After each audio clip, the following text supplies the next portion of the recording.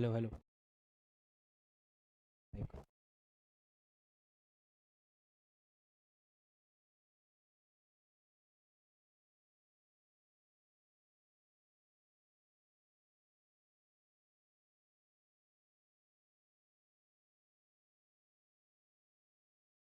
Hello everyone and very very good evening. कैसे हैं आप लोग?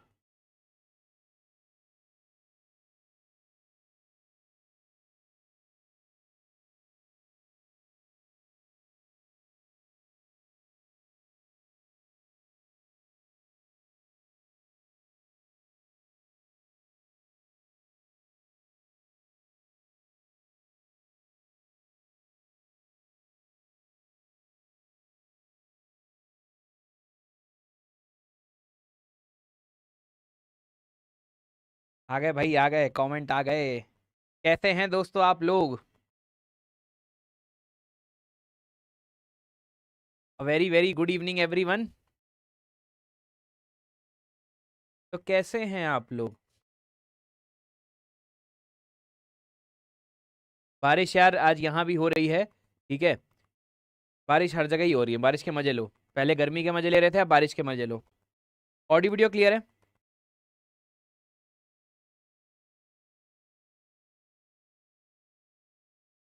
गुड इवनिंग कृष्णा, अभिषेक, बिट्टू, राहुल। तुम्हारा क्या कर रहे हैं?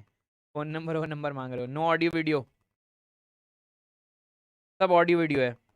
चलिए स्टार्ट करें। कितने लोगों के यहाँ बारिश हो रही है या आज सुबह हुई थी? कितने लोग के यहाँ बारिश हो रही है या आज सुबह हुई थी? जल्दी जल्दी बताओ जरा कमेंट में।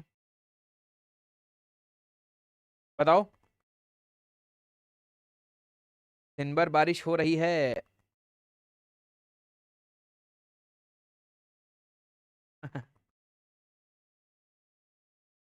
लिख दो भाई, मैं उसमें क्या कहूँ। धनबाद में अभी हो रही है? अच्छा अच्छा। गाजियाबाद में भी हो रही है?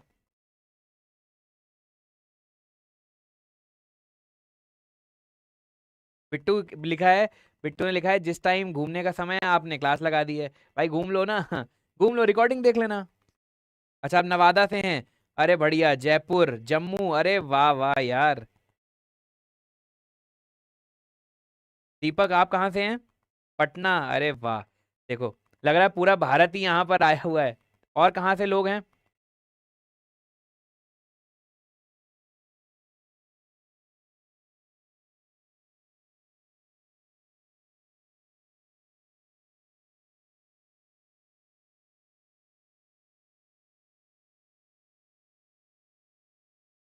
देखें भाई।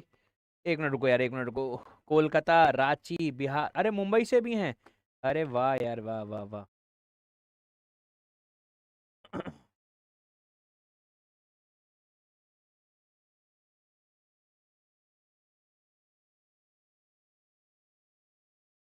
एक मिनट रुकिए दोस्तों, एक मिनट।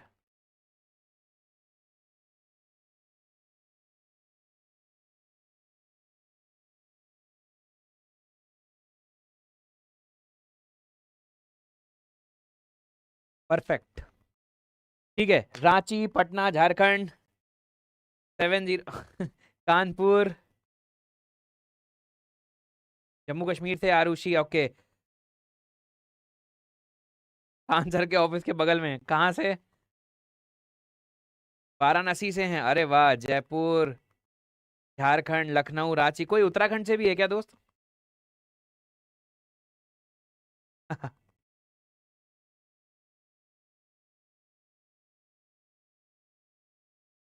प्रयागराज से हैं। मेरठ, इलाहाबाद, शुभम यादव इलाहाबाद से हैं। कृष्णा, अरे वाह यार वाह। पंजाब से भी हैं। उत्तराखंड से नहीं है कोई। पूरा भारत ही आ गया है यहाँ पर। ठीक है। वैसे तो क्लास में केरला, कर्नाटका के भी स्टूडेंट हैं, तमिलनाडु के भी स्टूडेंट हैं। ठीक है।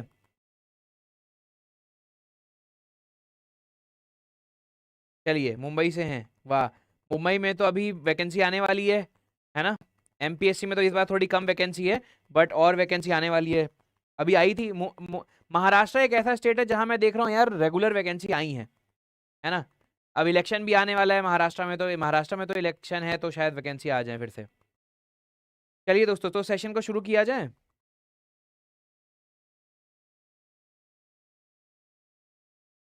नहीं, आप एलिजिबल नहीं है। 10th में मराठी होनी चाहिए, और 10th में मराठी लैंग्वेज का सर्टिफिकेट होना चाहिए, और साथ साथ डोमिसाइल होना चाहिए, ठीक है। तो अपने स्टेट में निकाल लो यार।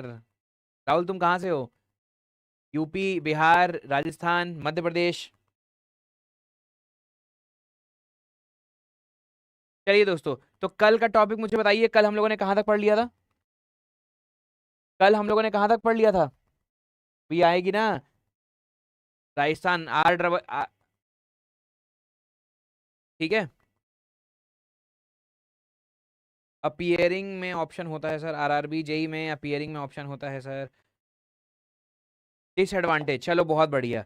आज दोस्तों हम कई नहीं, ठीक है, चलो बहुत बढ़िया, बहुत बहुत बढ़िया। चलो चलो चलो, अब आगे बढ़ते हैं। बातचीत नहीं, अब दोस्तों पढ़ाई पे फोकस। अब पढ़ाई पे फोकस होना चाहिए। हम आ गए हैं दोस्तों डिजाइन फिलोसफीज पे, ठीक है।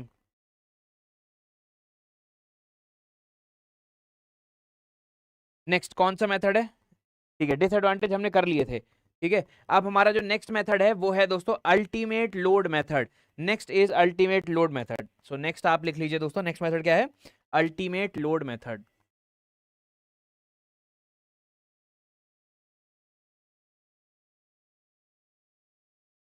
अल्टीमेट लोड मेथड क्या होता है देखते हैं, चलिए।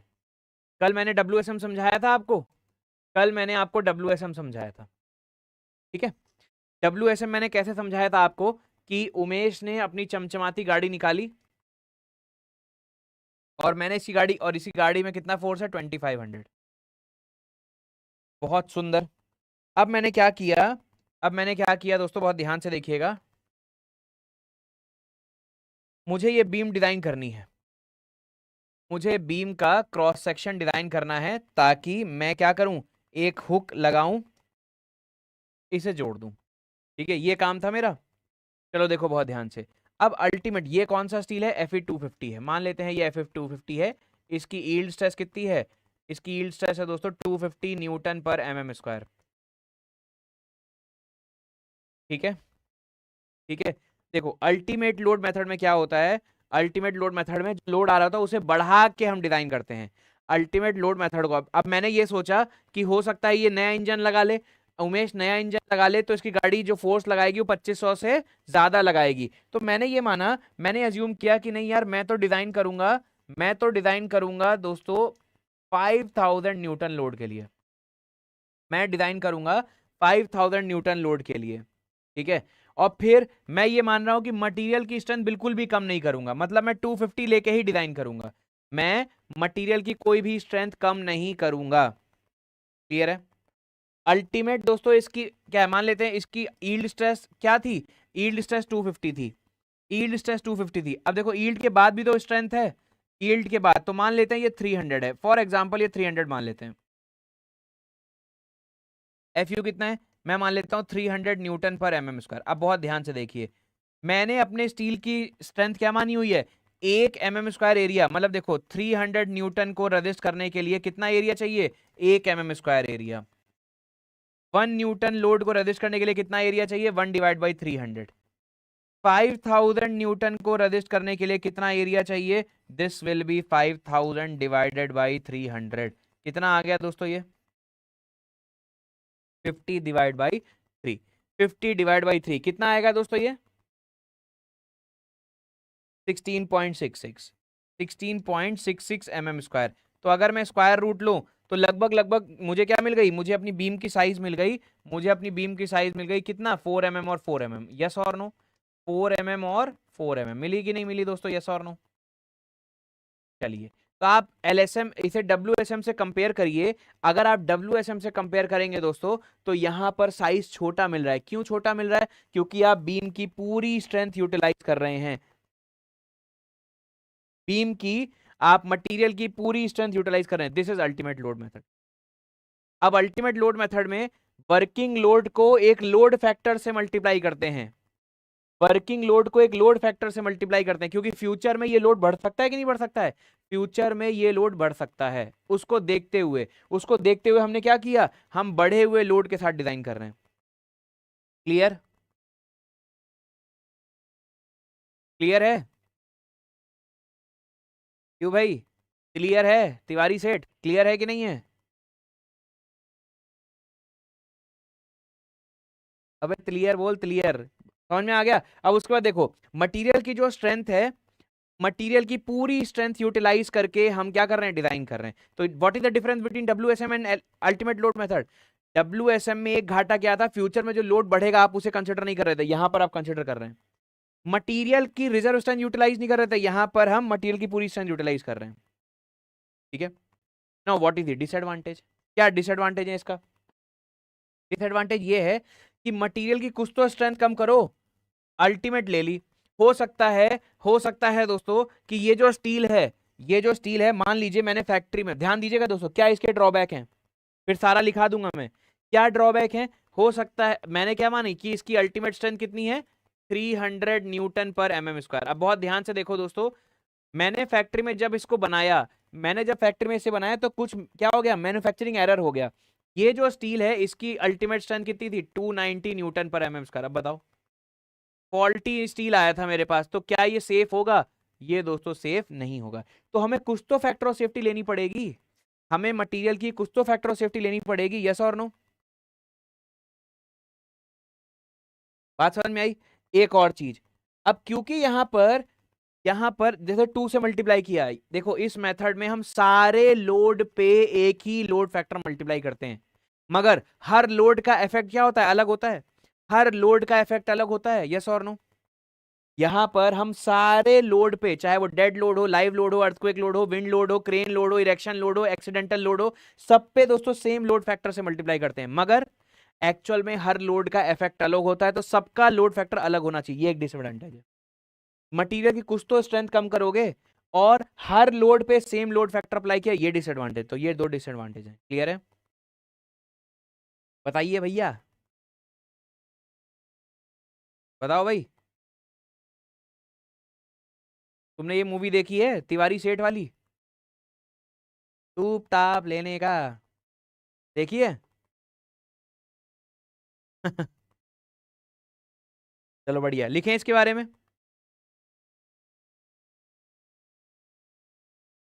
चलो बहुत बढ़िया, लिखते हैं दोस्तों। समझ में आ गया ना?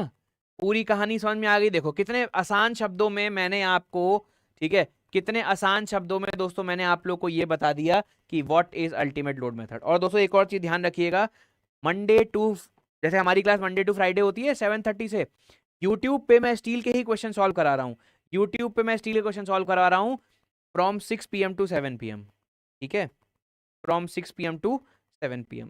अगर आपको टाइम मिले, अगर आप अपने बिजी शेड्यूल में से थोड़ा सा समय निकाल सकें, तो यूट्यूब पे आके वो सेशन अटेंड जरूर किया करिए। ठीक है, समझ में आ गया? चलिए दोस्तों, इसकी कहानी लिखते हैं और इसे आगे बढ़ाते हैं। कहानी बढ़ाएं आगे। चलिए, चलिए इसको आगे बढ़ाते हैं।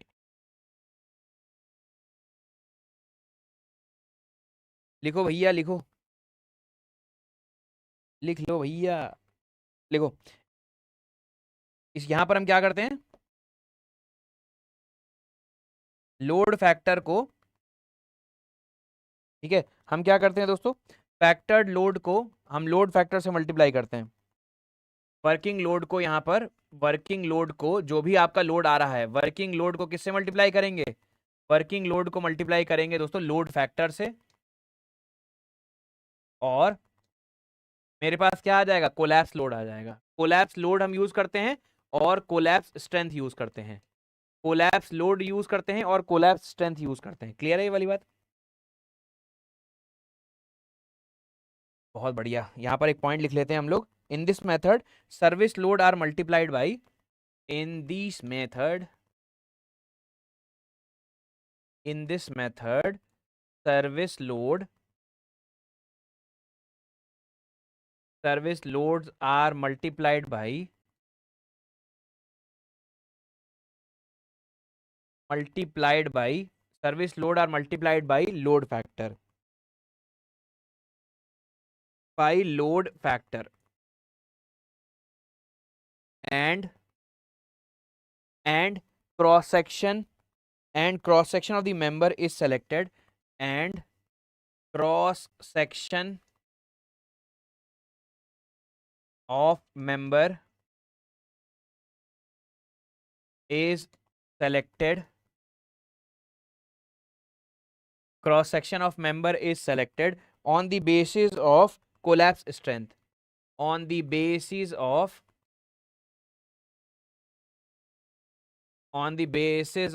collapse strength,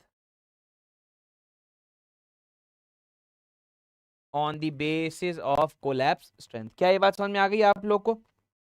अब इस मेथड में आप आंसर यस और नो में करिएगा।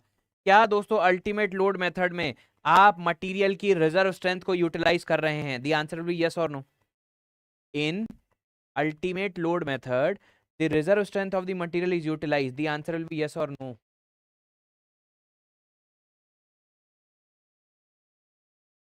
Yes, the answer is yes, the answer is definitely a yes, yes or no। चलिए देख लिख लेते हैं। in this method reserve strength of material is utilized, in this method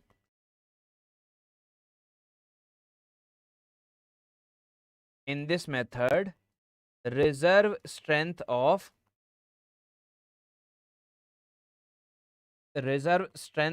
material is utilized,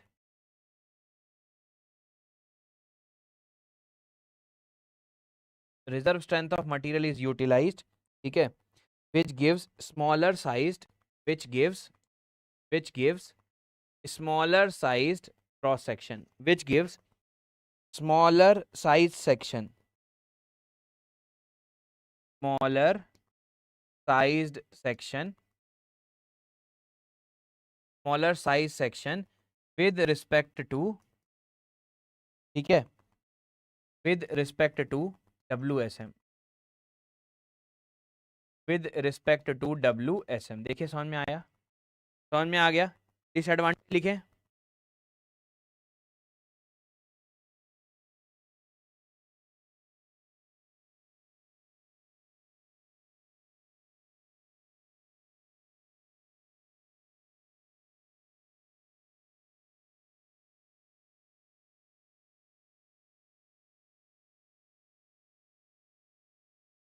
बताओ भाई, समझ में आ गया?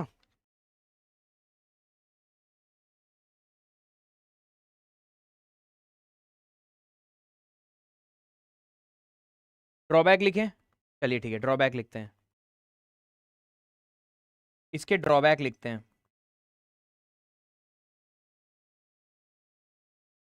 तो ड्रॉबैक क्या है दोस्तों? पहला ड्रॉबैक तो ये है कि पहला ड्रॉबैक क्या है कि सभी लोड पे सेम लोड फैक्टर है, मटेरियल की स्ट्रेंथ बिल्कुल भी कम नहीं करी है, ठीक है। तो ये सारे ड्रॉबैक हैं आपके, ठीक है, बात समझ में आ गई।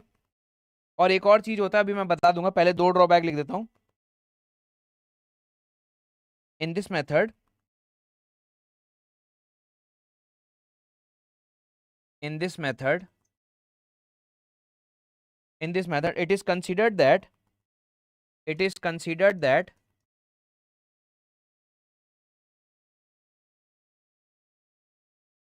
all load act simultaneously, all load act simultaneously with same load factor, with same load factor, with same load factor, understood everyone? With same load factor।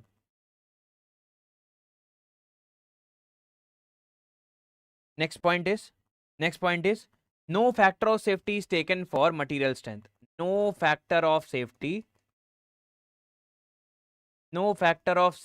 is considered, no factor of safety is considered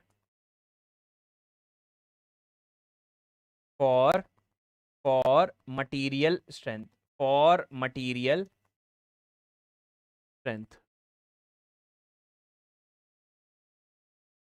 for material strength, no factor of safety is considered for material strength. और एक और चीज क्या है दोस्तों, for example ध्यान सुनिएगा, आप बाद में लिख लीजिएगा, एक पॉइंट सुन लीजिए।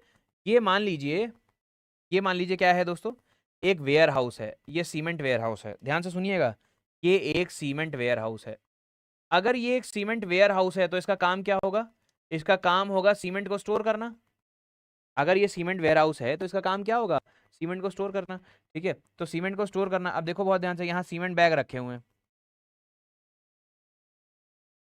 यहां पर है कोरोजन, और इन वॉल्स में क्या है, मॉइस्चर है, वॉल्स में मॉइस्चर है, और ये जो रूफ है इसमें कोरोजन है। क्या आप ऐसे स्ट्रक्चर में सीमेंट को स्टोर करेंगे? The answer will be yes और नो। जल्दी जल्दी बताइए, the answer will be yes और नो। क्या आप ऐसे स्ट्रक्चर में सीमेंट स्टोर करेंगे? नहीं कर पाएंगे ना, नहीं कर पाएंगे, बिकॉज ये, अब ये स्ट्रक्चर फेल नहीं हुआ है, मगर ये अपने काम को नहीं निभा पा रहा है। This is not serviceable, this is not serviceable, it will not serve its purpose for its intended life. अपनी लाइफ में जो इसका काम है ये वही नहीं कर पा रहा है। क्लियर? अपने काम को बखूबी नहीं निभा पा रहा है। अब बताइए, है ना? तो जो अल्टीमेट लोड मेथड होता है, अब देखो क्या है, आपके स्ट्रक्चर में एक्सेस कोरोजन नहीं होना चाहिए, एक्सेस मॉइस्चर नहीं होना चाहिए, ठीक है, एक्सेस डिफ्लेक्शन नहीं होना चाहिए, एक्सेस फट, समझ में आ गया? क्लियर है? फायर रेजिस्टेंट होना चाहिए, तो ये सारी चीजें हैं। तो ये सीमेंट वेयर हाउस, अब देखो है क्या, अल्टीमेट लोड मेथड से ये स्ट्रक्चर सेफ है, मगर लिमिट स्टेट मेथड में दोस्तों ये स्ट्रक्चर फेल है, क्योंकि ultimate load method serviceability criteria को लेता ही नहीं है। This method does not consider the serviceability criteria. अब बात समझ में आ गई? This method, this method does not consider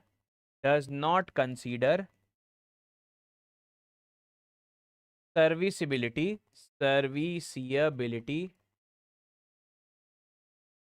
criteria, does not consider serviceability criteria. क्या ये बात समझ में आ गई? सर्विसिबिलिटी क्राइटेरिया क्या होते हैं कि एक्सेस डिफ्लेक्शन नहीं होना चाहिए, ये सारे मैं शॉर्ट में लिख देता हूँ, आगे मैं आपको पूरा डिटेल में समझाऊंगा। डिफ्लेक्शन नहीं आना चाहिए, ठीक है, आपके स्ट्रक्चर में कोरोजन नहीं होना चाहिए, वाइब्रेशन नहीं होना चाहिए, एक्सेट्रा एक्सेट्रा। क्लियर है? लिख लीजिए। अब हम आ जाते हैं अपने मेन मुद्दे पर, अब हम आ जाते हैं अपने मेन मुद्दे पे, that is limit state method. लिख लिया दोस्तों, आगे बढ़े।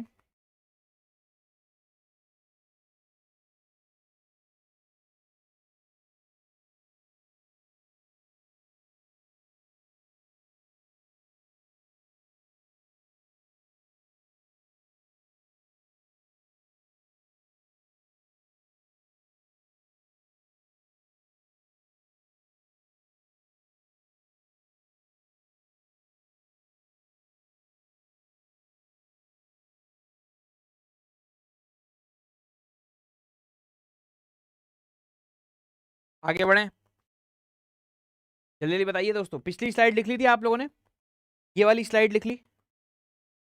आगे बढ़ लें। तो ये हमारा हो गया, ये हमारा क्या हो गया, दिस इज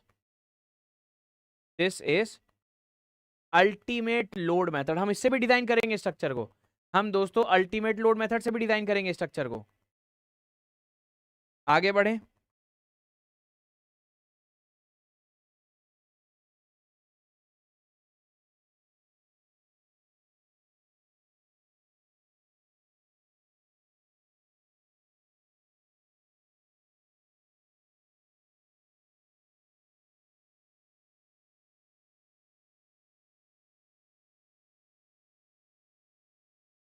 चलिए आगे बढ़ते हैं। नेक्स्ट आपका, अब हमारे मेन टॉपिक पे हम आ जाते हैं, लिमिट स्टेट मेथड। अब तक जितने हमने ड्रॉबैक देखे दोस्तों, अब तक जितने हमने ड्रॉबैक देखे वो सारे ड्रॉबैक क्या हो जाएंगे, अब इसमें दूर हो जाएंगे। जैसे वर्किंग स्ट्रेस मेथड में हमने क्या किया था, बहुत ज्यादा फैक्टर ऑफ सेफ्टी ली थी, मटेरियल की रिजर्व स्ट्रेंथ यूज नहीं करी थी। यहां पर हम क्या करेंगे, मटेरियल की रिजर्व स्ट्रेंथ को यूज करेंगे, फैक्टर ऑफ सेफ्टी यहां भी लेंगे, ठीक है।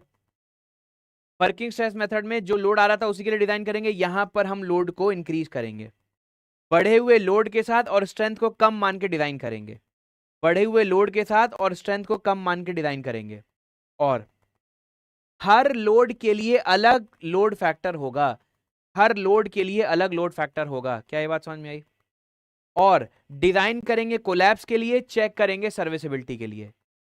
जब हमारा स्ट्रक्चर डिजाइन हो जाएगा फिर हम ये चेक करेंगे कहीं किसी कंपोनेंट में एक्सेस डिफ्लेक्शन, एक्सेस वाइब्रेशन, कहीं कोरोजन, ये सब तो नहीं है, ताकि जब आप स्ट्रक्चर बना लें तो वो सर्विसेबल हो, अपनी लाइफ को, अपने लाइफ जो भी डिजाइन लाइफ है उसमें वो पर्पस फुलफिल कर सके। सारी बात समझ में आ रही है? यस और नो? तो लिमिट स्टेट मेथड देखते हैं दोस्तों। लिमिट स्टेट मेथड, यहां से अब अपनी शुरुआत होती है limit state method. Limit state method, ठीक है, क्लियर है?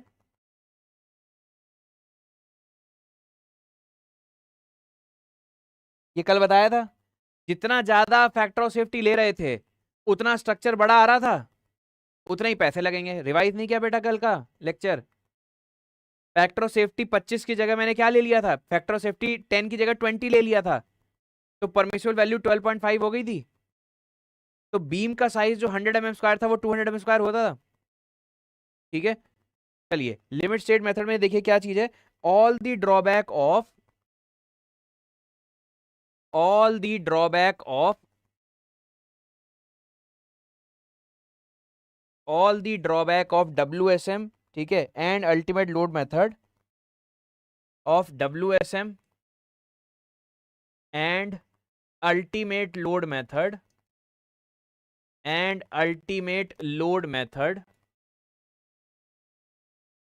is overcome in this method, in this case, ठीक है, in this method। तो ये पहला पॉइंट हो गया कि सारे ड्रॉबैक को हमने क्या कर दिया, ओवरकम कर दिया, इसे दूर कर दिया। क्लियर है ये वाली बात? आगे बढ़ते हैं, है ना। अब यहां पर हम क्या करते हैं, partial safety factor, partial safety factor for material, partial safety factor for material and partial safety factor for load is used, and partial safety factor for load is used। देखो बहुत ध्यान से, ठीक है, देखो बहुत ध्यान से, पार्शियल सेफ्टी फैक्टर क्या होता है। देखो यहां पर एक चीज हिंदी में आप लोग अपनी लैंग्वेज में लिख लीजिएगा, मटेरियल की स्ट्रेंथ को कम मान के लोड को बढ़ा के डिजाइन करते हैं। हिंदी में लिख लीजिएगा, लोड को बढ़ा के मटेरियल की स्ट्रेंथ को कम मान के डिजाइन करते हैं। अब बात समझ में आ गई? यस और नो? तो यहां पर दोस्तों हमारे पास क्या आता है, फैक्टर्ड लोड और फैक्टर्ड स्ट्रेंथ आती है। फैक्टर्ड लोड,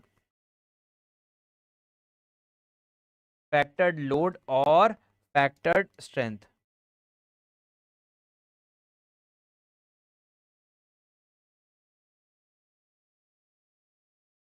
फैक्टर्ड लोड क्या होता है, कैरेक्टरिस्टिक लोड में हम क्या मल्टीप्लाई करते हैं, कैरेक्टरिस्टिक लोड में हम क्या मल्टीप्लाई करेंगे, कैरेक्टरिस्टिक लोड। लोड को बढ़ा रहे हैं तो किसी चीज को बढ़ाना है तो मल्टीप्लाई करोगे, partial safety factor for load, partial safety factor for load. Yes और नो? है ना। और मटेरियल की स्ट्रेंथ को कैसे कम करोगे, characteristic strength upon, characteristic strength upon, characteristic strength upon क्या हो जाएगा, partial safety factor for material, partial safety factor for material.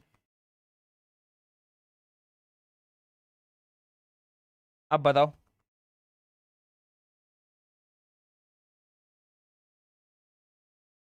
बताइए भाई, हिंदी में समझा दिया ना। लोड को बढ़ा के और स्ट्रेंथ को कम करके डिजाइन करते हैं। किसी चीज की स्ट्रेंथ कैसे कम करोगे, आप उसे कुछ डिवाइड कर दो, एक से बड़ी वैल्यू से डिवाइड कर दो। किसी चीज की किसी चीज को बढ़ाना है तो क्या करोगे, उसे एक से बड़ी वाली से मल्टीप्लाई कर दो। ठीक, ठीक है, लिखिए।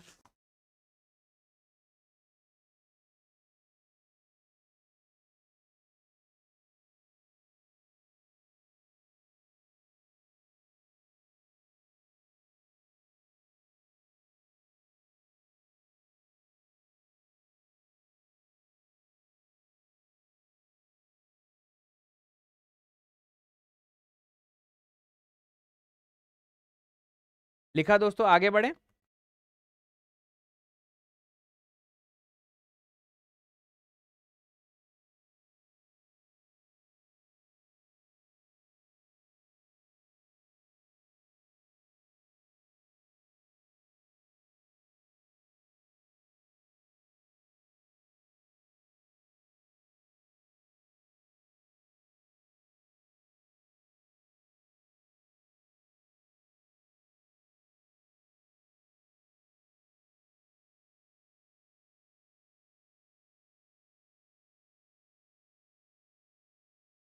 जब आप लिख लें तो कमेंट में वाई टाइप कर दीजिएगा, फिर हम आगे बढ़ जाएंगे, ठीक है।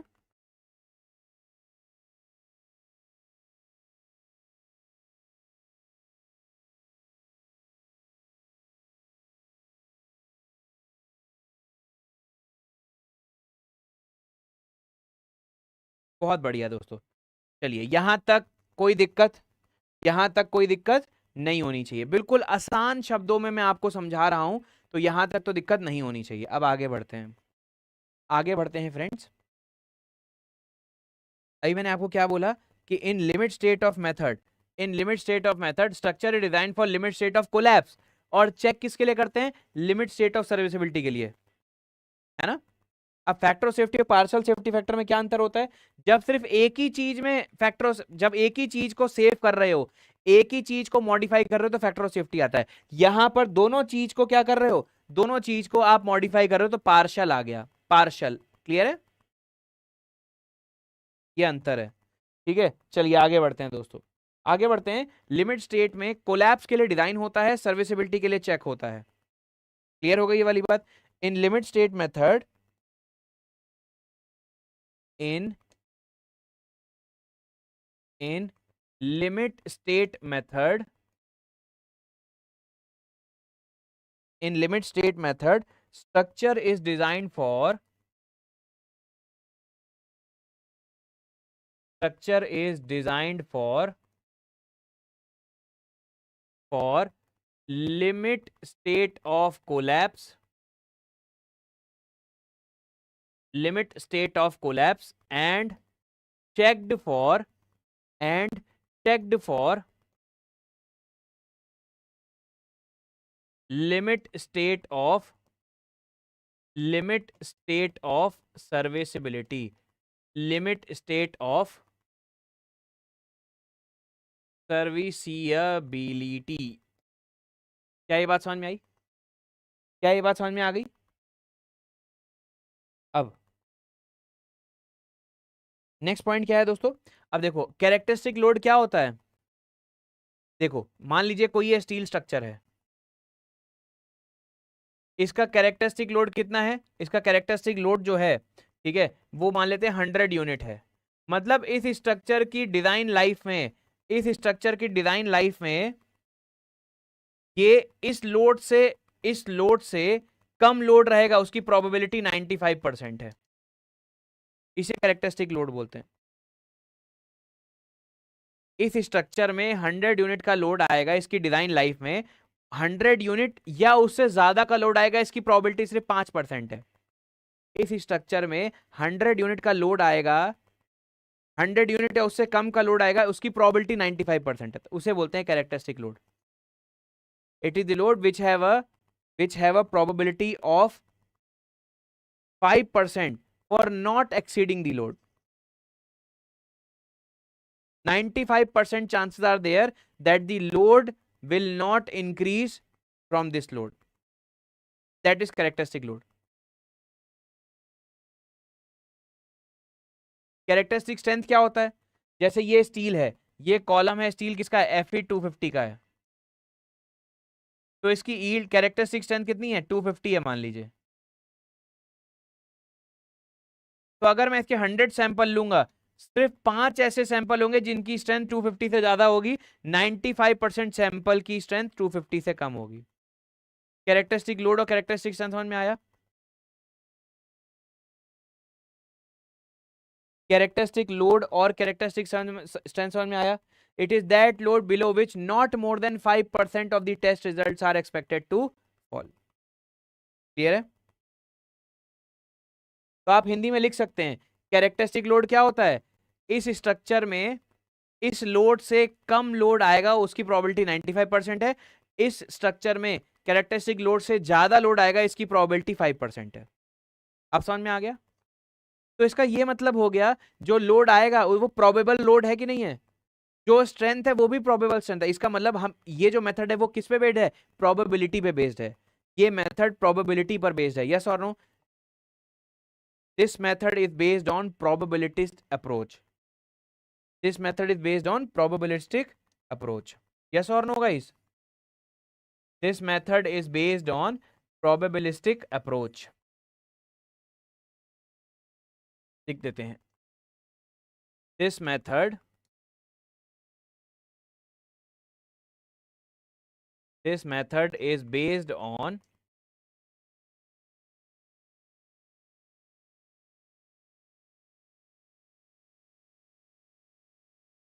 probabilistic approach। मतलब प्रोबेबिलिटी पे डिपेंडेंट है, 95% प्रोबेबिलिटी है कि इस लोड से ज्यादा लोड नहीं आएगा, मगर 5% तो रिस्क है, तो प्रोबेबिलिटी पे चल रहा है। इसीलिए लोड को बढ़ा के डिजाइन करते हैं और स्ट्रेंथ को कम मान के डिजाइन करते हैं। बात समझ में आ गई? अब क्वेश्चन ये आता है why partial safety factor, why partial safety factor for load is used. और इसके लिए साइन क्या होता है, गामा एफ इज यूज्ड। ठीक है, एक चीज चेंज कर लीजिएगा दोस्तों, यहां पर partial safety factor for load होता है gamma F, partial safety factor for material होता है गामा एम। यहां स्टील के कोड में partial safety factor for load के लिए गामा एफ लिख लीजिए, partial safety factor for material के लिए गामा एम लिख लीजिए। चेंज कर लिया, ये लिख लिया आप लोगों ने? ये जरूर लिख लीजिएगा, ये दो सिंबल अभी तक देखे हमने, क्योंकि लिमिट स्टेट मेथड में सिंबल देखना ही बहुत जरूरी होता है। लिख लिया?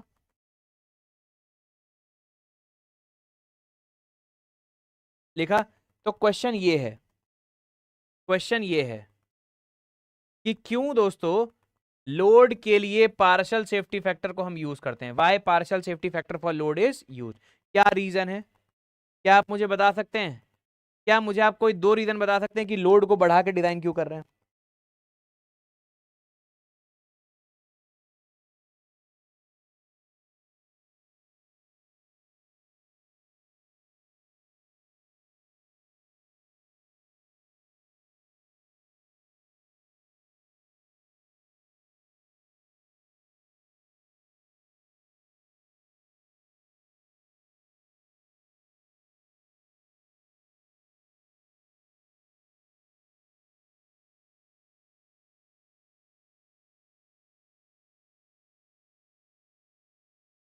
बहुत बढ़िया, है ना?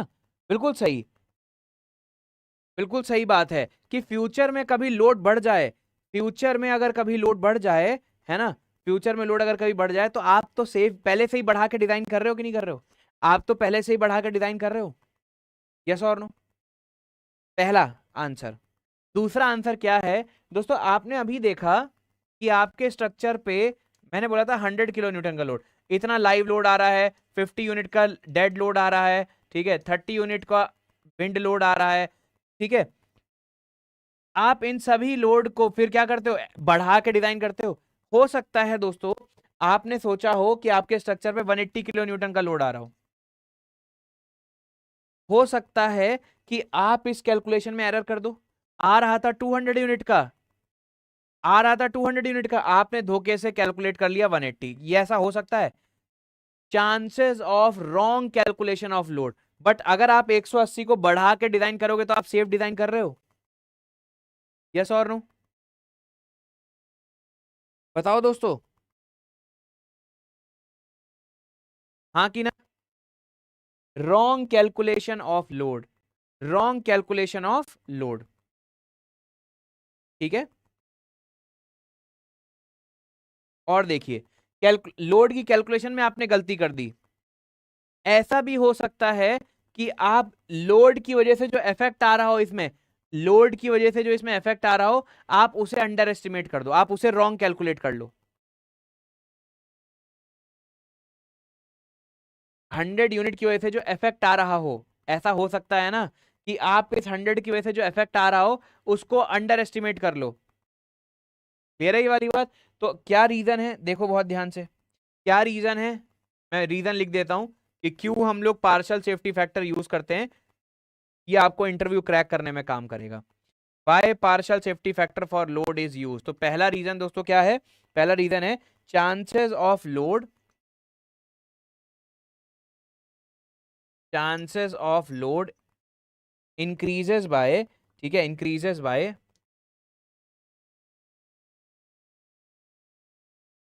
Increases by characteristic load,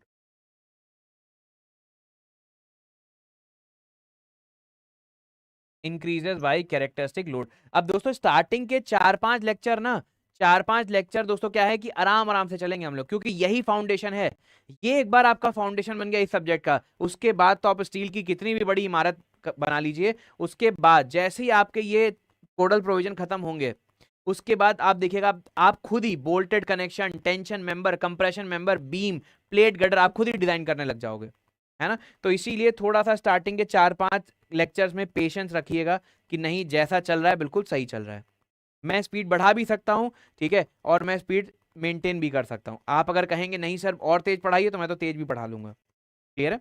next देखिए क्या है, चांसेस जो है कैरेक्टरिस्टिक लोड से बढ़ जाए, chances of wrong calculation of load, chances of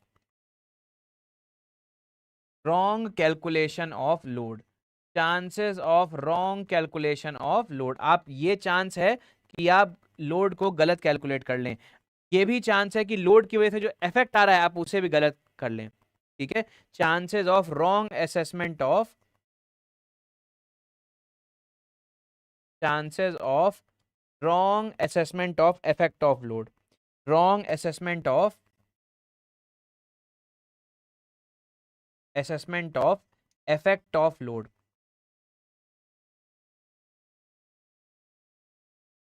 बताइए, क्या ये तीनों पॉइंट समझ में आए? इसलिए दोस्तों हम लोग पार्शियल सेफ्टी फैक्टर यूज करते हैं। अब अगला पॉइंट ये है दोस्तों कि मटेरियल की स्ट्रेंथ को कम लेके क्यों डिजाइन कर रहे हैं?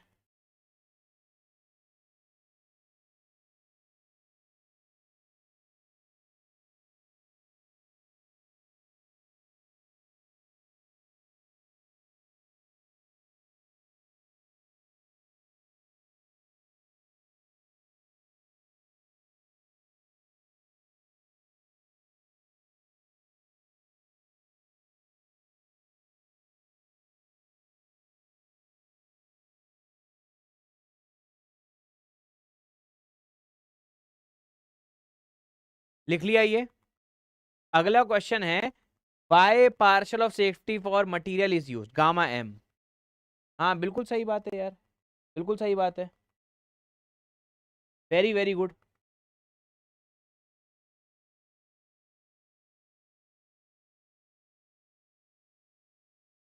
लिख लिया ये, आगे बढ़े, आगे बढ़े। Chances of wrong assessment of load, देखो बहुत ध्यान से, इसका जो वेट था 100 यूनिट का था, इस पे लोड 100 यूनिट आ रहा था। अब ये बीम से लोड कहां ट्रांसफर होता है? कॉलम पे। मान लीजिए यहां पर, यहां पर दोस्तों 70 यूनिट का लोड ट्रांसफर हो रहा था, बाकी 30 यूनिट का किसी और मेंबर पे या किसी और कॉलम पे हो रहा था। आप हो रहा था 70 का, आपको लगा 60 का हो रहा है, तो ये क्या है? Wrong assessment of effect of load, wrong assessment of effect of load. समझ में आ गया केजीएस यूजर?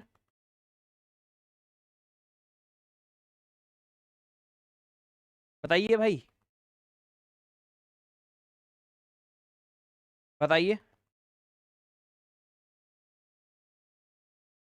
लिखिए फटाफट, फिर आगे बढ़ते हैं। तब तक हम पानी पी लें।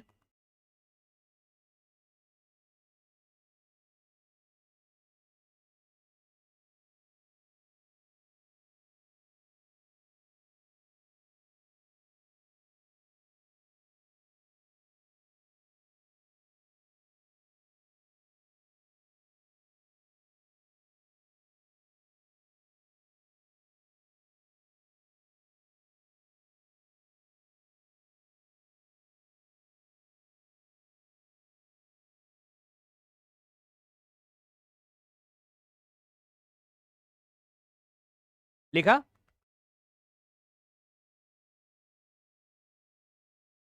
लिख लिया फ्रेंड्स, आगे बढ़े।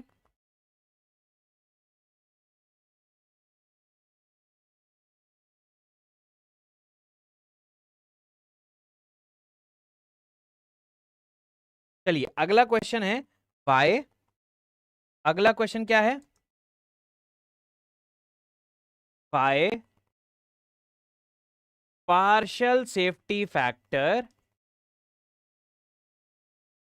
By partial safety factor for, by partial safety factor for material is used, by partial safety factor for material is used. Correct answer बताइए, सोचिए।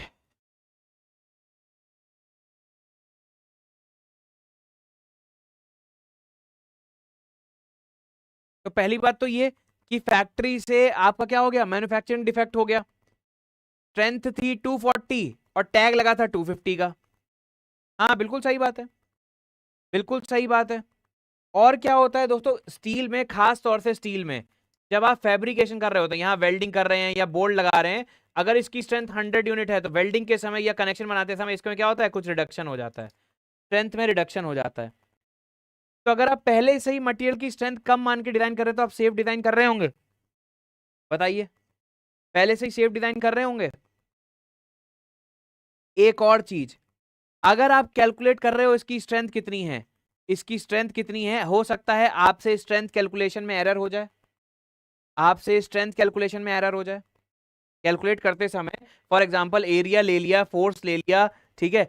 आप क्या कर रहे हो, लोड डिवाइड बाय एरिया कर रहे हो। मान लीजिए स्ट्रेस आ रहा है 250, ठीक है, आ रहा था 250, आपने अपनी कॉपी में लिख दिया 240, तो आपने स्ट्रेस कम मान ली, है ना? यस और नो?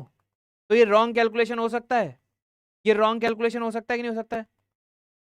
अब आपने 250 वाली स्ट्रेंथ को पहले से 200 मान के डिजाइन कर रहे हो, तो अगर ये गलती होती है तो भी तो आप सेफ डिजाइन कर रहे होगे। तो ये तीन केसेस होते हैं दोस्तों, ये तीन केसेस होते हैं, ध्यान रखिएगा, ये तीन केसेस होते हैं। चलिए देखें, लिखें। देखिए, why partial safety factor for material is used, और इसके लिए सिंबल क्या है, गामा एम। क्या सिंबल है, गामा एम। ठीक है, ये वाई कहां चला गया? पहला रीजन क्या है दोस्तों, ध्यान दीजिएगा, chances of strength falling,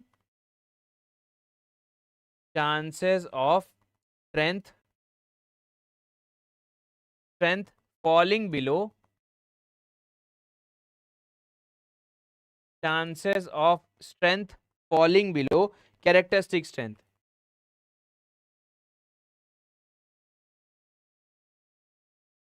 characteristic strength, chances of strength falling below characteristic strength। Clear है ये वाली बात? Next, chances of reduction in strength,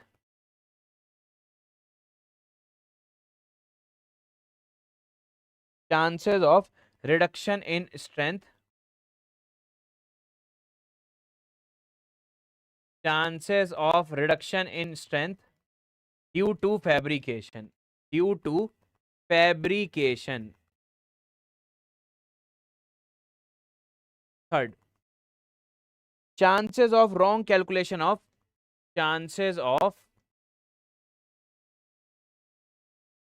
wrong calculation of, chances of wrong calculation of strength of member।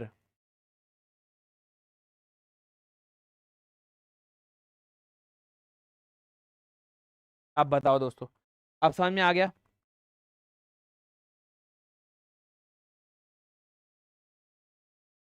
ठीक है,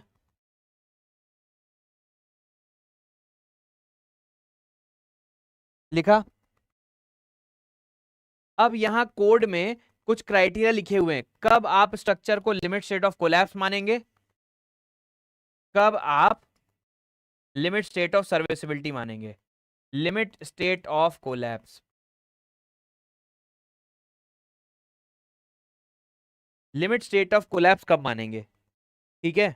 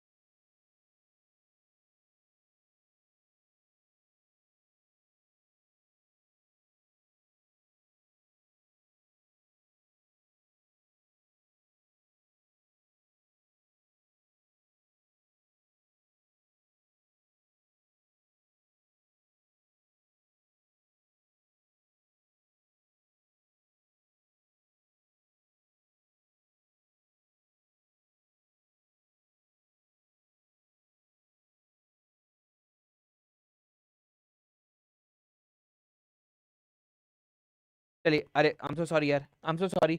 limit state of collapse, हम structure को limit state of collapse कब मानेंगे, क्या क्राइटेरिया है कि हम स्ट्रक्चर को कोलैप्स मानेंगे। अब देखो आवाज आ रही है, आवाज आ रही है, यस और नो।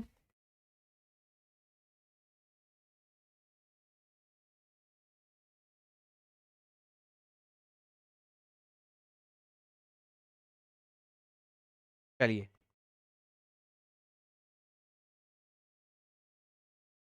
सुने, लिखो, सुनो दोस्तों, स्ट्रक्चर को कोलैप्स कब मानेंगे। देखो, कोड हमें कहता है स्ट्रक्चर के किसी भी छोटे से कंपोनेंट में अगर लॉस ऑफ इक्विलिब्रियम हो जाए, रिजिड बॉडी ट्रांसलेशन या रिजिड बॉडी रोटेशन हो जाए, तो हम क्या, यहां पर वो नहीं है, यहाँ आरसीसी जैसा हिसाब नहीं है, टेंशन आ जाए, कंप्रेशन आ जाए, शियर आ जाए, फेल मान लोगे, एक्सेस टेंशन आ जाए, एक्सेस कंप्रेशन, यहां पर बकायदा लिखा हुआ है, प्रोविजन है कब आप उसे कोलैप्स मानेंगे। अगर स्ट्रक्चर के किसी भी पार्ट में इक्विलिब्रियम का लॉस हो जाए तो आप उसे फेल मानेंगे, मतलब उसमें रिजिड बॉडी ट्रांसलेशन हो जाए, रिजिड बॉडी रोटेशन हो जाए। क्लियर है ये वाली बात, क्लियर है, ये बात समझ में आई।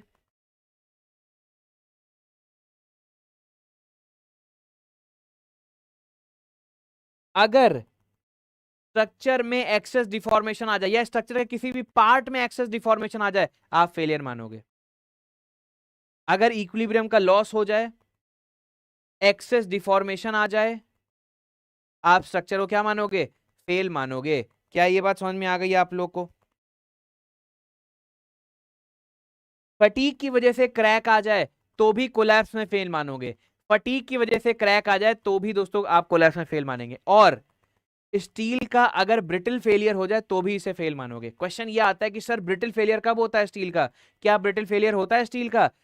दोस्तों, एक कंडीशन होती है जब स्टील का ब्रिटल फेलियर होता है, एक कंडीशन होती है जब स्टील का ब्रिटल फेलियर होता है।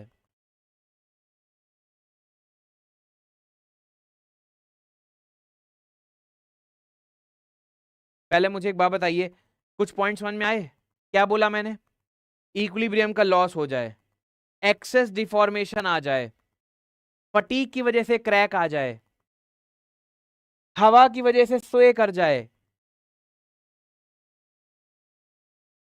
क्लियर है, उसे कोलैप्स में फेल मानेंगे। और स्टील का ब्रिटल फेलियर हो जाए, सिर्फ एक केस होता है जब एक कंडीशन होती है तभी स्टील का ब्रिटल फेलियर होता है। वैसे स्टील एक डक्टाइल मटेरियल है, बट एक ही केस में उसका ब्रिटल फेलियर होता है, अभी हम देखेंगे। तो आप लोग मेरे साथ साथ लिख लीजिए, तो स्टील के कोड में बकायदा पूरे कोलैप्स कंडीशन लिखे गए हैं, ठीक है। क्या होते हैं कोलैप्स कंडीशन, ये देखो बहुत ध्यान से, loss of equilibrium of structure, loss of equilibrium, loss of equilibrium of structure और एनी ऑफ इट्स पार्ट, और एनी ऑफ इट्स पार्ट। देखो क्या ये बात समझ में आई, loss of equilibrium of structure और any of its part. Clear है? Loss of stability of structure, loss of stability of structure, loss of stability of structure, ठीक है, by sway and overturning, sway and overturning, by sway और any of its part, और any of its part, any of its part,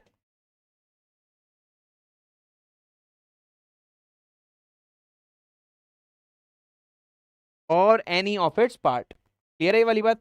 next point लिख लीजिए दोस्तों, ठीक है, failure of structure, failure of structure और any of its part by excess deformation, by excess deformation. इतनी बात समझ में आ गई? नेक्स्ट पॉइंट क्या है?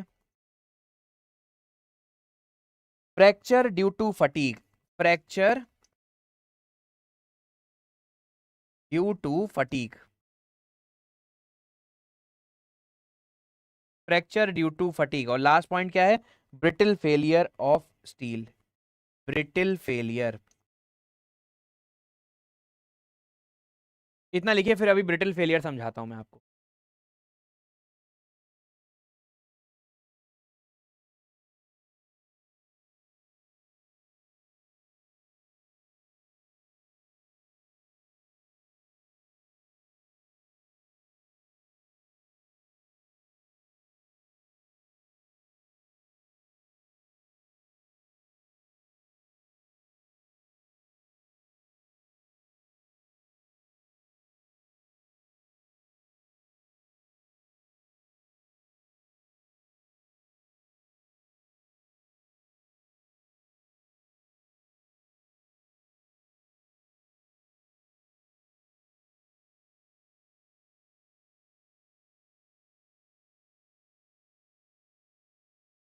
लिख लिया?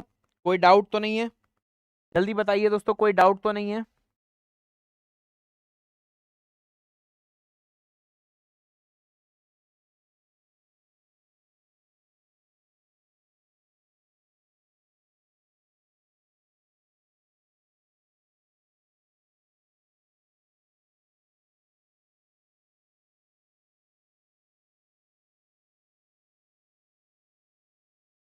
कोई डाउट तो नहीं है? बस एक ब्रिटल फेलियर बताता हूं। देखो दोस्तों, ब्रिटल फेलियर जो होता है स्टील में, सिर्फ एक केस में होता है ब्रिटल फेलियर।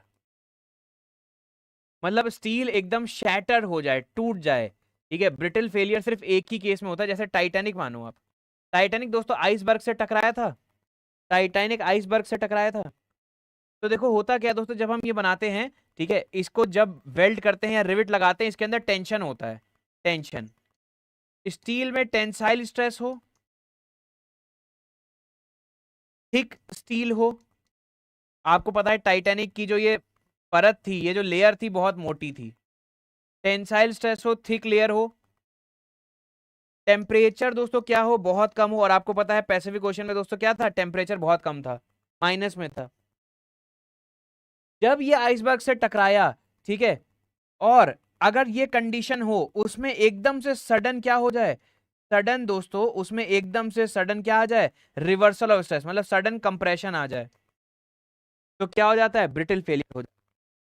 टाइटैनिक में टेंसाइल स्ट्रेस था, लेयर्स में टेंसाइल स्ट्रेस होता है, मोटी परत थी, पानी का टेम्परेचर कम था। जैसी वो आइसबर्ग से टकराया, जैसी आइसबर्ग से टकराया दोस्तों, क्या हो गया? जहां टेंशन था वहां कंप्रेशन आ गया, तो क्या हो गया? एकदम से फेल हो गया, सडन फेल हो गया।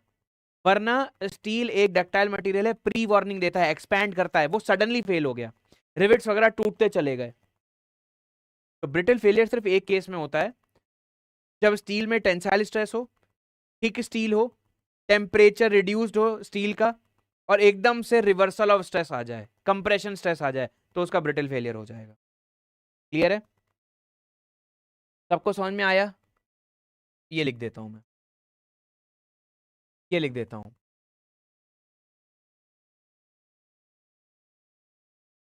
ये देखिए क्या पॉइंट है, ध्यान दीजिएगा। In steel brittle failure occurs when, in steel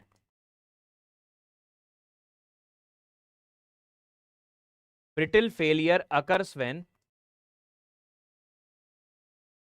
brittle failure occurs when, ठीक है, कॉम्बिनेशन ऑफ, ये कॉम्बिनेशन अगर आपका हो, combination of tensile stress, low temperature,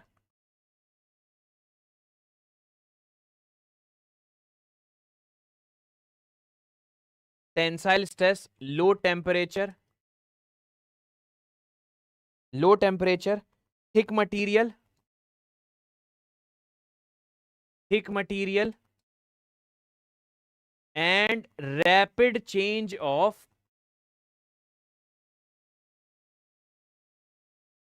and rapid change of stress takes place. Rapid change of stress should exist, should exist. क्या ये बात समझ में आ गई? बताइए भाई, समझ में आ गई?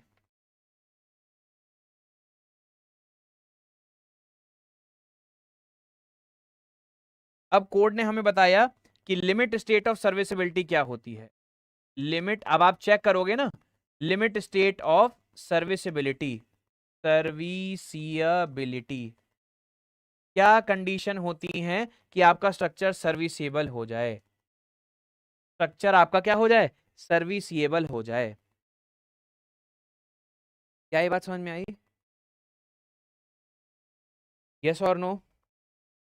लिमिट स्टेट ऑफ सर्विसिबिलिटी, देखिए आपके स्ट्रक्चर में एक्सेस डिफॉर्मेशन नहीं होना चाहिए, एक्सेस डिफ्लेक्शन नहीं होना चाहिए, एक्सेस वाइब्रेशन नहीं होना चाहिए, कोरोजन नहीं होना चाहिए, फायर रेजिस्टेंट होना चाहिए, पॉन्डिंग प्रॉब्लम नहीं होना चाहिए। मतलब कोई स्ट्रक्चर में आप ऐसा नहीं बनाओगे, देखो ऐसा आप स्लैब ऐसे नहीं बनाओगे, अगर ऐसा स्लैब है तो यहाँ पानी इकट्ठा हो जाएगा, पॉन्डिंग प्रॉब्लम नहीं होनी चाहिए, इसे बोलते हैं पॉन्डिंग प्रॉब्लम। क्लियर है? पानी इकट्ठा नहीं होना चाहिए आपके स्ट्रक्चर में कहीं पे भी। क्लियर है? पॉन्डिंग प्रॉब्लम नहीं होना चाहिए, फायर रेजिस्टेंट होना चाहिए, एंटी करोसिव ट्रीटमेंट होना चाहिए, एक्सेस डिफ्लेक्शन नहीं होना चाहिए, एक्सेस वाइब्रेशन नहीं होना चाहिए। ये सारी चीजें किसमें आती हैं दोस्तों? लिमिट स्टेट ऑफ सर्विसिबिलिटी में, लिमिट स्टेट ऑफ सर्विसिबिलिटी में आती हैं। क्या ये सारी चीजें समझ में आ रही हैं आपको? समझ में आ रहा है?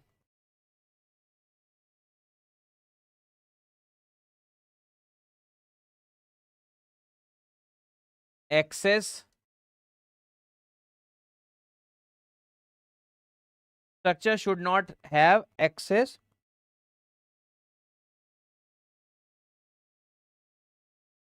should not have access deformation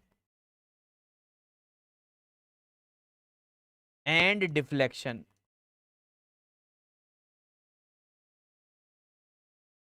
clear है ये वाली बात? नेक्स्ट, नेक्स्ट पॉइंट क्या है दोस्तों, ध्यान रखिएगा। No excess vibration, no excess vibration.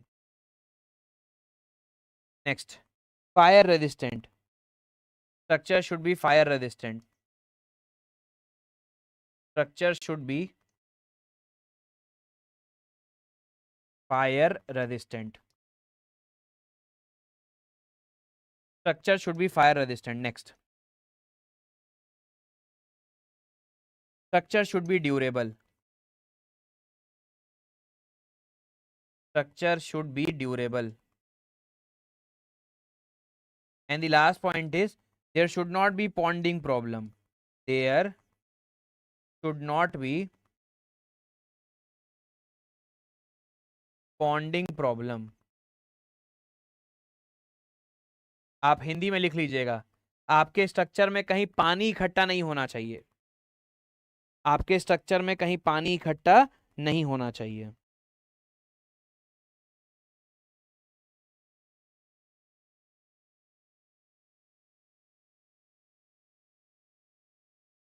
बताएं दोस्तों, यहां तक के लेक्चर में कोई डाउट?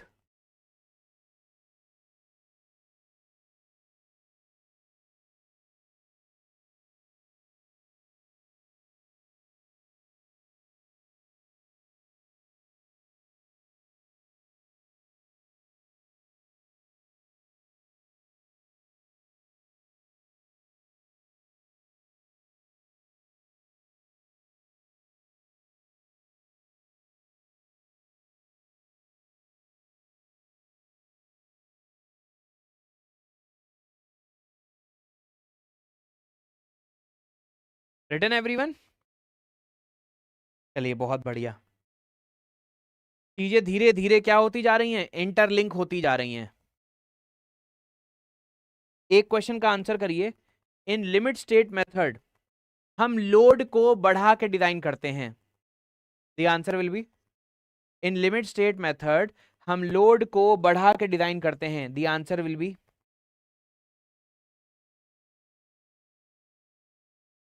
यस, डेफिनेटली, बिल्कुल सही बात है। इन लिमिट स्टेट मेथड मटेरियल की स्ट्रेंथ को कम मान के डिजाइन करते हैं। बहुत बढ़िया बिट्टू। इन लिमिट स्टेट मेथड मटेरियल की स्ट्रेंथ को कम मान के डिजाइन करते हैं। वेरी गुड यार, very very good.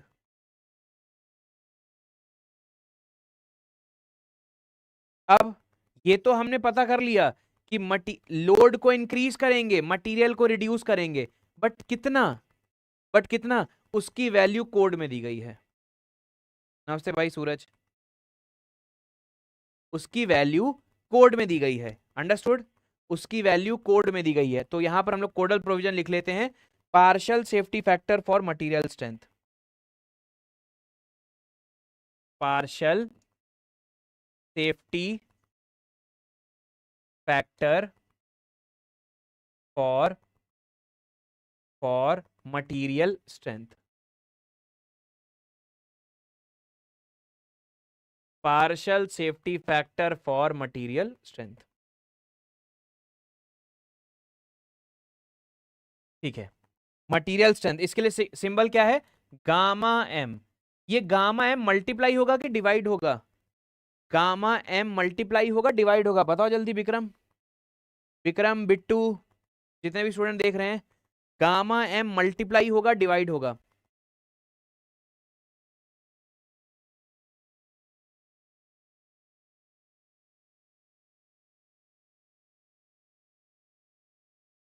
Very very good, divide होगा। यस, और बहुत बढ़िया यार, वेरी वेरी गुड। क्लियर है? डिवाइड होगा तो इसकी वैल्यू लिख लेते हैं, description partial safety factor for material. तो डिस्क्रिप्शन और गामा एम की वैल्यू। डिस्क्रिप्शन क्या है दोस्तों?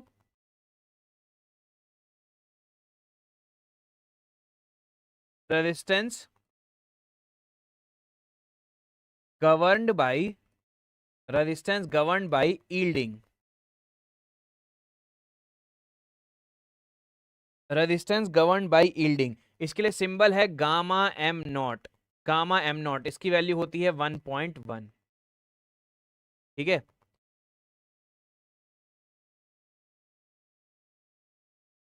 Resistance of member, resistance of member to buckling, इसके लिए भी सिंबल है गामा एम नॉट, और इसके लिए पार्शियल सेफ्टी फैक्टर है 1.1। टी क्या है, रेजिस्टेंस गवर्नड बाय,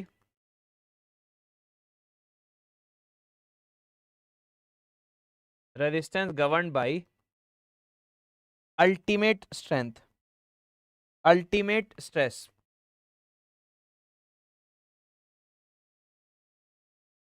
इसके लिए कितना है, गामा m1, ये वैल्यू है 1.25। अब ये सारी चीजें समझा देता हूं मैं आपको।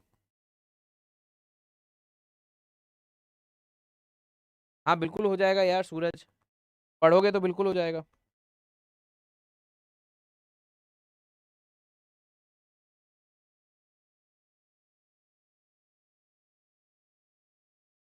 Resistance of connection,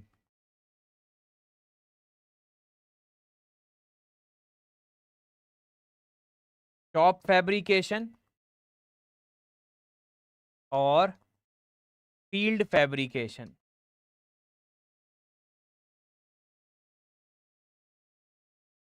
top fabrication और फील्ड फैब्रिकेशन। यहां पर फर्स्ट क्या है? यहां पर फर्स्ट है bolted connection friction type. Bolted connection friction type, इसके लिए सिंबल होता है गामा एम। बोल्टेड कनेक्शन है ना, gamma M F. Bolted connection bearing type, bolted connection bearing type, gamma M B C. Riveted connection, riveted connection gamma M R fourth. Welded connection,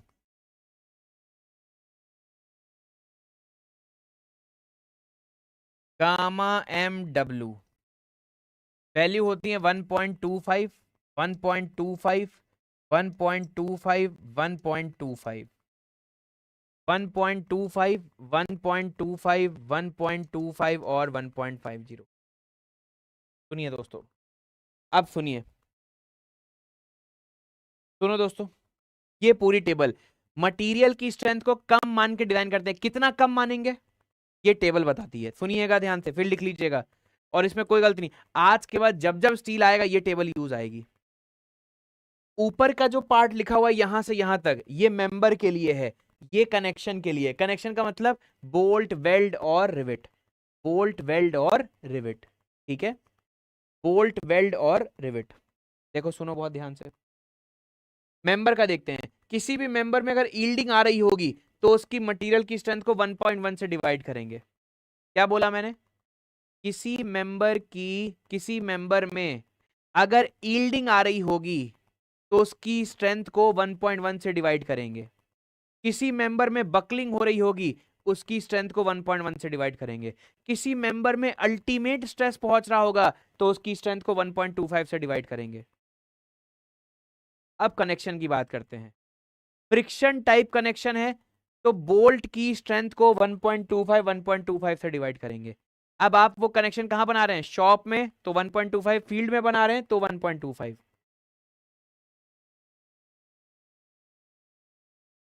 bearing type connection है, bearing type connection है।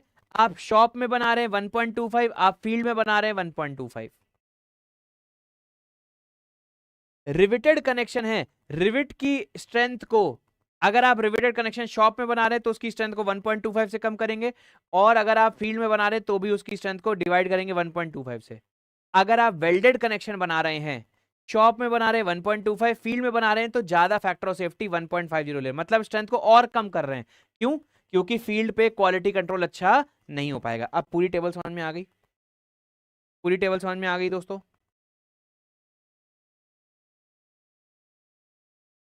फटाफट comment करिए, जितने भी student देख रहे हैं फटाफट कमेंट करिए। लिख लीजिए अब आप, इसे लिखिए, और ये टेबल मतलब बिल्कुल बाय हार्ट याद होनी चाहिए आपको। देखो बहुत सिंप्लिसिटी के साथ पढ़ा रहा हूं कि नहीं पढ़ा रहा हूं, जिसे कहते हैं बहुत मासूमियत के साथ मैं कॉन्सेप्ट्स को एक्सप्लेन कर रहा हूं।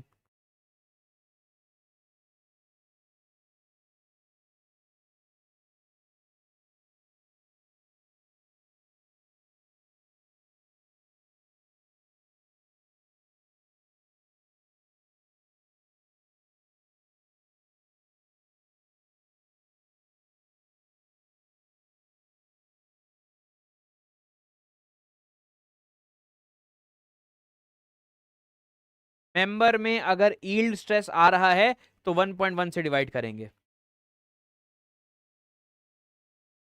किसी भी मेंबर में यील्ड स्ट्रेस आएगा 1.1 से डिवाइड करेंगे।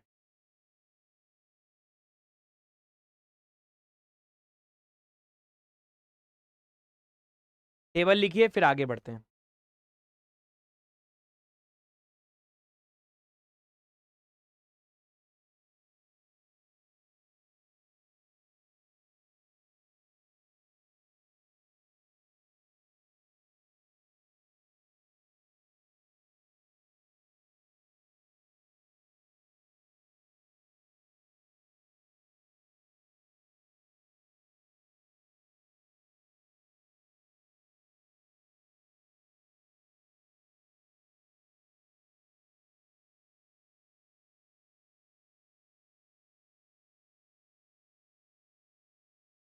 देख लिया?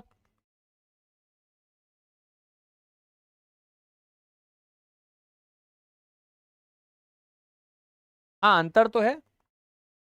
अब बेटा अंतर पहली बार में आप क्या है ना विक्रम, अगर आप पहली बार आरसीसी और पहली बार स्टील पढ़ रहे हो और साइमल्टेनियसली पहली बार ही पढ़ रहे हो, वहां पे कुछ ही लेक्चर है, यहाँ पे कुछ लेक्चर हुए हैं, तो अभी पिक्चर क्लियर नहीं होगी।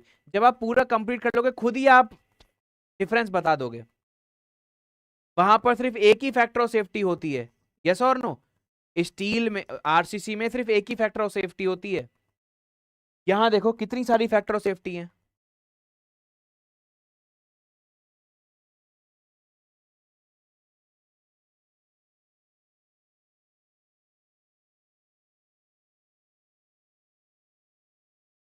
आगे बढ़े, आगे बढ़े फ्रेंड्स।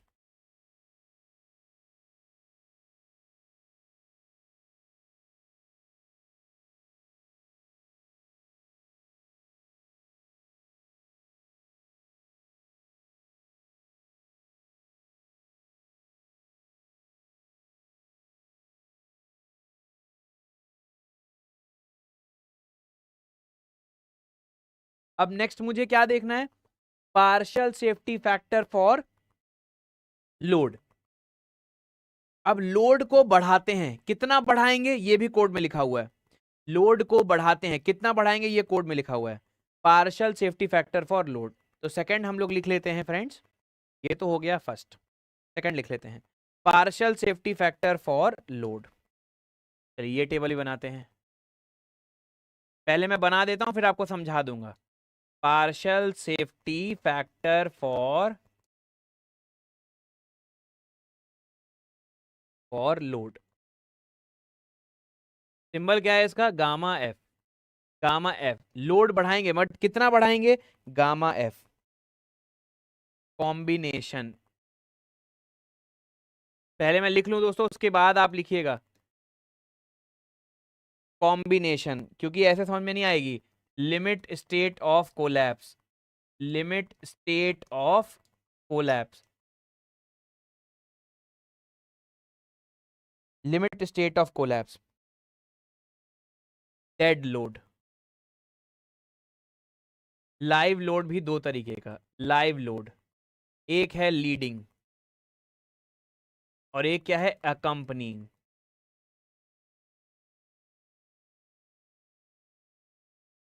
ठीक है, लाइव लोड के बाद क्या लिखना है दोस्तों, अर्थक्वेक लोड या विंड लोड, अर्थक्वेक लोड या विंड लोड। पहले विंड लिख लेते हैं, ठीक है, विंड लोड या अर्थक्वेक लोड, विंड लोड या अर्थक्वेक लोड, EQL। फिर दोस्तों क्या है, एक्सीडेंटल लोड,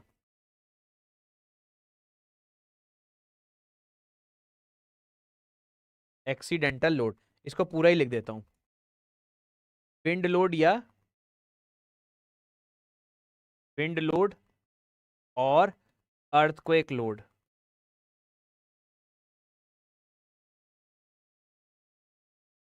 अर्थक्वेक लोड, ठीक है।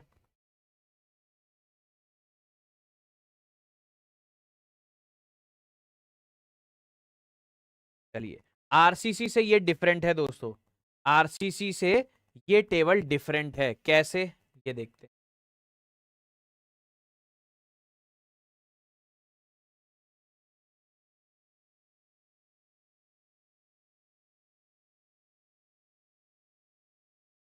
तो load combination first, second, third, fourth, fifth, वहां सिर्फ 3 लोड कॉम्बिनेशन है, यहाँ 5 लोड कॉम्बिनेशन है।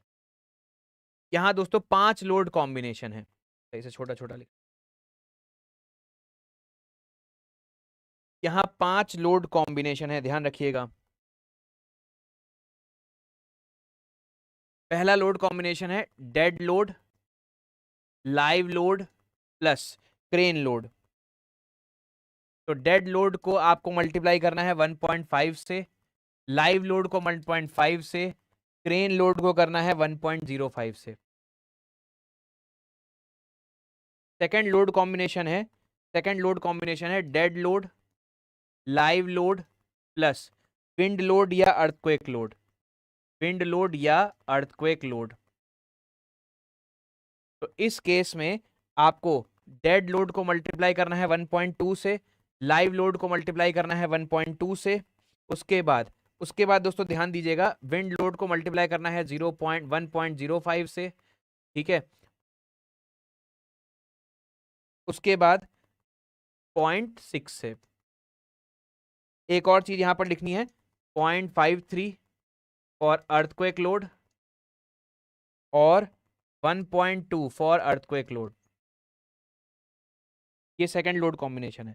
थर्ड लोड कॉम्बिनेशन, अगर स्ट्रक्चर पे सिर्फ डेड लोड, विंड लोड या अर्थक्वेक लोड आ रहा है तो डेड लोड को मल्टीप्लाई कर दीजिए 1.5 से, और विंड लोड और अर्थक्वेक को मल्टीप्लाई कर दीजिए 1.5 से।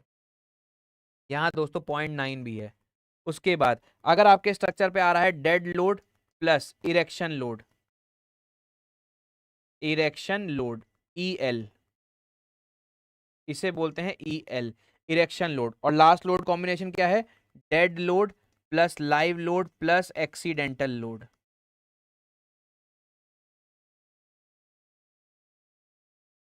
AL, ठीक है, दोनों लिख देता हूं मैं। यहां मल्टीप्लाई करोगे 1.2 से, ब्रैकेट में 0.9, और क्या है, इरेक्शन लोड है। इरेक्शन लोड आपका लाइव लोड होता है 1.2।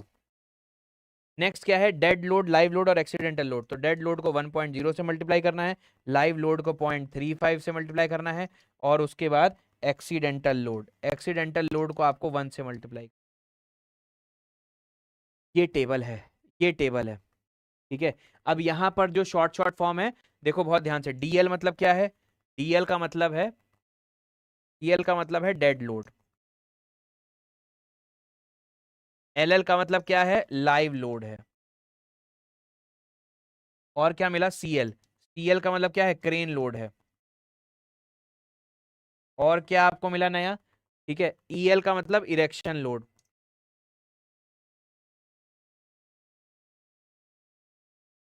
और क्या है, AL क्या है, एक्सीडेंटल लोड।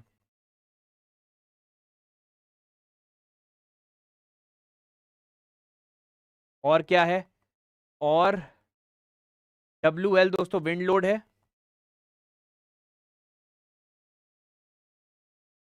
और EQL क्या है, earthquake load.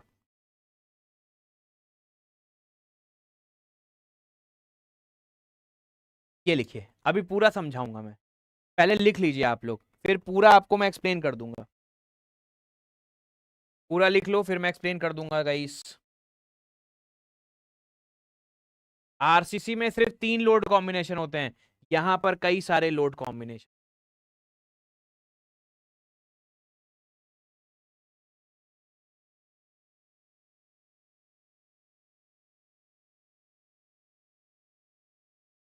This is the load combination.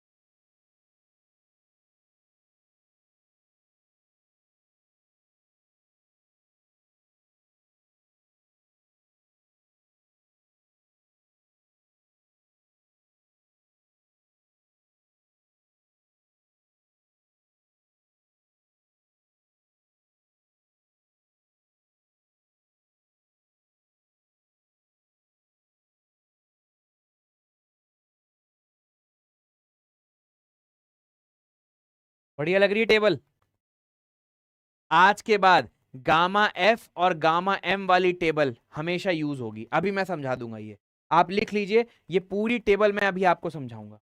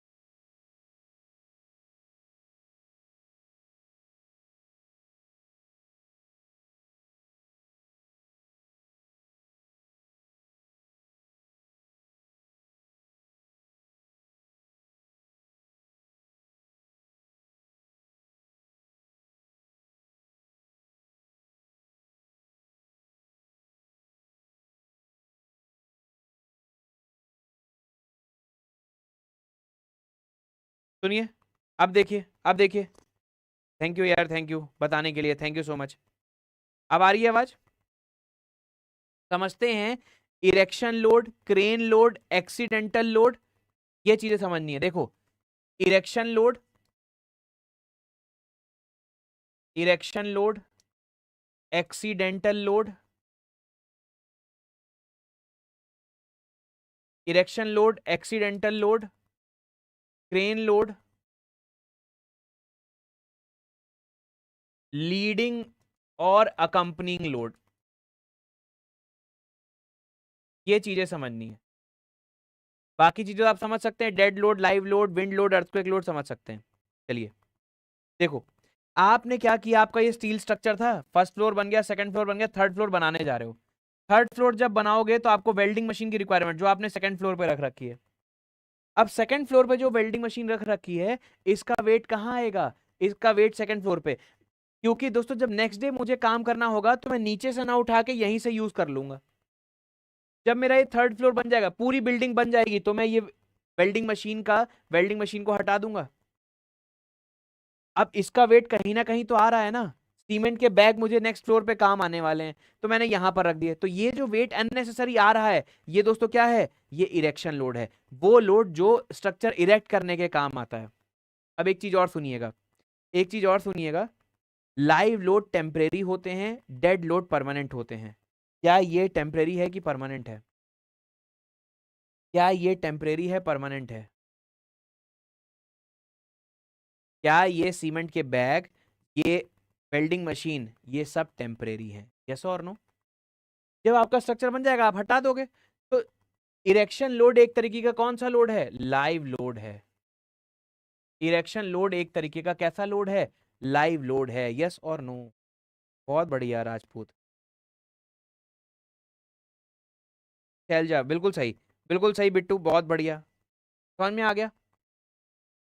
अब देखिए दोस्तों, मुझे ये फ्लोर उठाने थे, तो मैंने क्या किया, क्रेन होते हैं, ये क्रेन होते हैं, कुछ क्रेन को यहां पर, कुछ क्रेन का वेट यहां पर लगा दिया, कुछ क्रेन का वेट यहां लगा दिया। अब क्या है, क्या चीज है कि मुझे हैवी हैवी गर्डर उठा के यहां रखने हैं, हैवी गर्डर उठा के यहां रखने हैं। तो देखो, क्योंकि मैं स्ट्रक्चर बना रहा हूं, मेरी क्रेन को अगर मैं कहीं और सपोर्ट नहीं दूंगा, मान लो 16-17 फ्लोर की हमारी हो गई है, हमारे स्ट्रक्चर 16-17 फ्लोर का हो गया है, तो क्रेन को दोस्तों हम इसमें सपोर्ट देते हैं ताकि क्रेन स्विंग ना करे। है ना, देखा है आप लोगों ने कभी, कभी बड़ी सिटीज में देखा है, बड़े बड़े स्ट्रक्चर बनते हैं तो क्रेन लगाते हैं, तो क्रेन का यहाँ पर क्या करते हो आप, यहाँ पर सपोर्ट देते हो। अब मुझे बताइए, crane load, crane load temporary है कि परमानेंट है? क्रेन लोड टेम्परेरी है, परमानेंट है? क्रेन लोड टेम्परेरी है कि परमानेंट है? टेम्परेरी है। टेम्परेरी है तो ये भी एक तरीके का लाइव लोड हुआ, ये भी एक तरीके का लाइव लोड हुआ। अब क्रेन ने ये मेंबर उठाया हुआ है, स्टील का आई मेंबर, क्रेन यहां से कट गई, ये आई मेंबर यहां पर गिरेगा, गिरेगा। जब ये गिरेगा तो इंपैक्ट डालेगा, स्ट्रेस डालेगा, तो कौन सा लोड है ये? Accidental load. इसे क्या बोलेंगे? Accidental load, accidental load. इस फ्लोर पे आपने अलमीरा रखी है, सोफा रखा है, चेयर रखी है, अलमीरा को आप शिफ्ट कर सकते हो, अलमीरा का वजन लाइव लोड, सोफे का वजन लाइव लोड, आप भी यहां पर हो, लाइव लोड। अगर एक स्ट्रक्चर में, अगर एक स्ट्रक्चर में एक से ज्यादा लाइव लोड आ रहे हैं, ध्यान से सुनिएगा, अगर एक स्ट्रक्चर में एक से ज्यादा लाइव लोड आ रहे हैं, तो वो लाइव लोड जिसका मैग्नीट्यूड सबसे ज्यादा होगा उसे लीडिंग लाइव लोड बोलेंगे।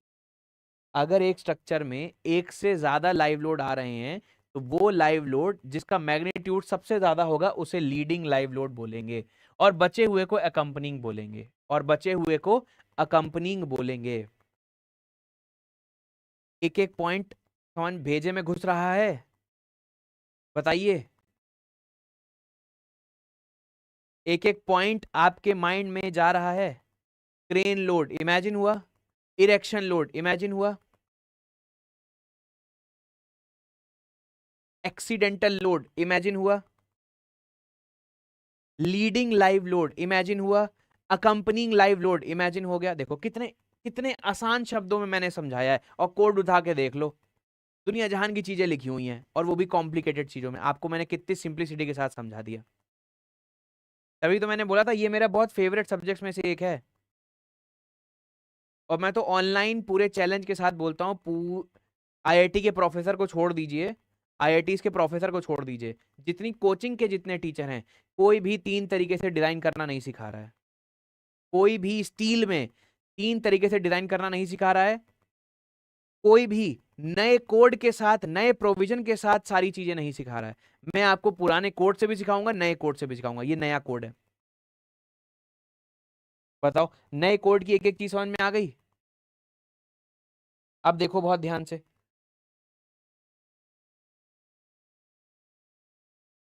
इस चीज को देखो। अब देखो, accidental load, dead load, live load, crane load, dead load, live load, wind load, earthquake load, dead load, wind load, earthquake load, dead load, erection load, dead load, live load, accidental load, leading live load, accompanying live load. अब सारे term समझ में आ रहे हैं? दिमाग में घुस रहे हैं सारे टर्म? बताइए भाई। हम स्लो पढ़ रहे हैं मगर बहुत इफेक्टिव पढ़ रहे हैं, ध्यान दीजिएगा। हो सकता है आपको लगे कि सर स्लो चल रहा है, थोड़ा स्पीड बढ़ाइए, मगर दोस्तों ये फाउंडेशन है स्टील का। यहां पर मैं तेज नहीं जा सकता, यहां पर मैं बिल्कुल तेज नहीं जा सकता। और जिसे भी ये लग रहा हो कि मैं स्लो पढ़ा रहा हूं, तो मैं भाई अभी अगले 3 क्लासेस तक ऐसे ही पढ़ाऊंगा। ठीक है, चलिए सुनिए। अगर आपके स्ट्रक्चर पे, अब अगले 2 मिनट ध्यान से सुनना है आपको मेरी बात, ये चीज रिपीट नहीं करूंगा मैं। अगर आपके स्ट्रक्चर में डेड लोड, लाइव लोड और क्रेन लोड आ रहा है, तो डेड लोड को 1.5 से मल्टीप्लाई कर देना, लाइव लोड को 1.5 से मल्टीप्लाई कर देना, क्रेन लोड को 1.05 से मल्टीप्लाई कर देना। मैंने क्या बोला? आपके स्ट्रक्चर पे डेड लोड, लाइव लोड और क्रेन लोड आ रहा है, तो डेड लोड को 1.5 से, लाइव लोड को 1.5 से, क्रेन लोड को 1.05 से मल्टीप्लाई कर देना। अगर आपके स्ट्रक्चर पे, ये देखना, डेड लोड, विंड लोड या अर्थक्वेक, क्योंकि विंड लोड ऐसा माना जाता है जब अर्थक्वेक आता है तब हवा नहीं चलती, तो या तो विंड लोड लेते हैं या अर्थक्वेक लोड लेते हैं। इसीलिए या बोलते हैं, विंड लोड या अर्थक्वेक लोड, क्योंकि या तो विंड लोड लेते हैं या अर्थक्वेक लोड लेते हैं, दोनों को एक साथ नहीं लेते। अगर आपके स्ट्रक्चर में डेड लोड, विंड लोड या अर्थक्वेक लोड आ रहा है, तो डेड लोड को 1.5 से मल्टीप्लाई कर दीजिए, विंड लोड या अर्थक्वेक लोड जो भी आप लें उसे 1.5 से मल्टीप्लाई कर दीजिए। नेक्स्ट, आपके स्ट्रक्चर में डेड लोड और इरेक्शन लोड आ रहा है, तो डेड लोड को 1.2 से मल्टीप्लाई कर दीजिए, इरेक्शन लोड को 1.2 से मल्टीप्लाई कर दीजिए। आंसर में बताइए, क्या इरेक्शन लोड लाइव लोड है? क्या इरेक्शन लोड लाइव लोड है? इरेक्शन लोड लाइव लोड है, यस और नो? बिल्कुल है लाइव लोड। अगर आपके स्ट्रक्चर में डेड लोड, लाइव लोड और एक्सीडेंटल लोड आ रहा है, तो डेड लोड को 1 से, लाइव लोड जितने भी हैं 0.35 से, एक्सीडेंटल लोड को 1 से मल्टीप्लाई करना है। अब ये देखिए, ये वाला, अब ये वाला देखिए, इसको कैसे पढ़ना है। अगर आपके स्ट्रक्चर में डेड लोड, लाइव लोड और विंड लोड आ रहा है, अगर आपके स्ट्रक्चर में डेड लोड, लाइव लोड और विंड लोड आ रहा है, डेड लोड को 1.2 से, लाइव लोड को 1.2 से, और अकम्पनिंग लाइव लोड को 1.05 से, और विंड लोड को 0.6 से। ये WL का मतलब है ये लाइव लोड, मगर किस वाले केस में? विंड लोड वाले केस में। अगर आपके स्ट्रक्चर में डेड लोड, लाइव लोड और विंड लोड आ रहा है, तो जो सबसे बड़ा लाइव लोड है उसे लीडिंग लाइव लोड बोलते हैं। तो डेड लोड को 1.2 से, लाइव लोड को 1.2 से जो सबसे बड़ा है, और जो बचे हुए हैं उन्हें 1.05 से, और विंड लोड को 0.6 से। यहां WL इसलिए लिखा है क्योंकि विंड लोड वाले केस में, विंड लोड वाले केस में आपको अकम्पनिंग लाइव लोड को 1.05 से मल्टीप्लाई करना है। अगर आपके स्ट्रक्चर में डेड लोड, लाइव लोड और अर्थक्वेक लोड आ रहा है, डेड लोड को 1.2 से, लाइव लोड को, जो सबसे बड़ा लाइव लोड है उसे 1.2 से, जो छोटे लाइव लोड है उनके 0.53 से, और अर्थक्वेक लोड को 1.2 से। यहां इक्वल क्यों लिखा है अकम्पनिंग लाइव लोड को ही 0.53 से मल्टीप्लाई करेंगे, बट किस केस में? अर्थक्वेक वाले केस में। अब देखो पूरी टेबल, अब दिमाग में बसाओ इसे। बस ये 2 पॉइंट बचे हैं, 0.9 वाले, बाकी देखिए। बेटा बहुत एफर्ट लग रहा है, देखिए। एज अ टीचर पहले मुझे इसे समझना, फिर ऐसे समझाना कि कोई छोटा बच्चा भी समझ ले। It takes lot of effort.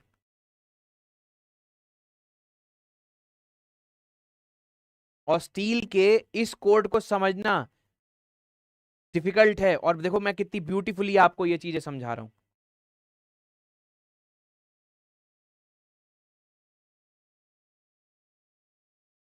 आगे बढ़ा जाए।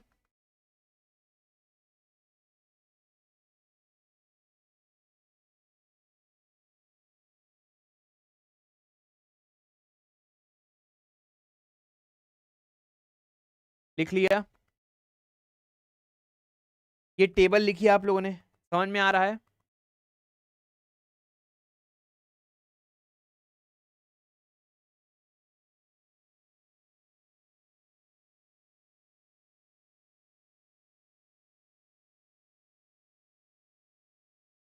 अब देखिए, डेड लोड को 0.9 कब लेना है, डेड लोड को 0.9 कब लेना है? तो डेड लोड को 0.9 दो केस में लेते हैं, जब डेड लोड और विंड लोड हो, डेड लोड और इरेक्शन लोड हो। डेड लोड को 0.9 कब लेना है? जब डेड लोड आपके स्ट्रक्चर को स्टेबल कर रहा हो, जब डेड लोड आपके स्ट्रक्चर को स्टेबल कर रहा हो। कैसे देखते हैं अभी। ये लिख लिया आप लोगों ने?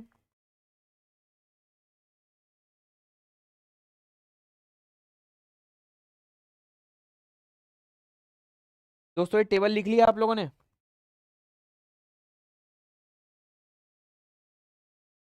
डन। राहुल, आरुषि, उमेश, शैलजा, चलिए सबने लिख लिया है, इसका मतलब टेबल लिख लिया। आई होप समझ भी आ गई होगी, है ना? यहाँ पर एक पॉइंट लिख लीजिए, gamma F for dead load is 0.9 when wind load, पहला लिख लीजिए wind load and earthquake load, wind load and earthquake load, wind load and earthquake load are not taken simultaneously, are not taken simultaneously, एक साथ नहीं लेते हैं। Wind load और earthquake load को एक साथ नहीं लेते हैं। ठीक है, यहां पर आप हिंदी में लिख सकते हैं, जब अर्थक्वेक आता है तो हवा नहीं चलती, जब अर्थक्वेक आता है तो हवा नहीं चलती है। ठीक है, अब देखो, gamma F for dead load, gamma F for dead load is 0.9, ये कब लेते हैं? When dead load is stabilizing the structure, is stabilizing the structure and reducing stress in structure, reducing stress in structure, reducing stress in structure। जैसे आप ये example देखिए,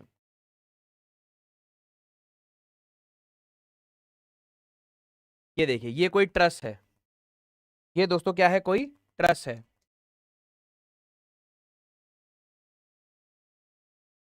और यहां देखो हवा चल रही है, यहां हवा चल रही है।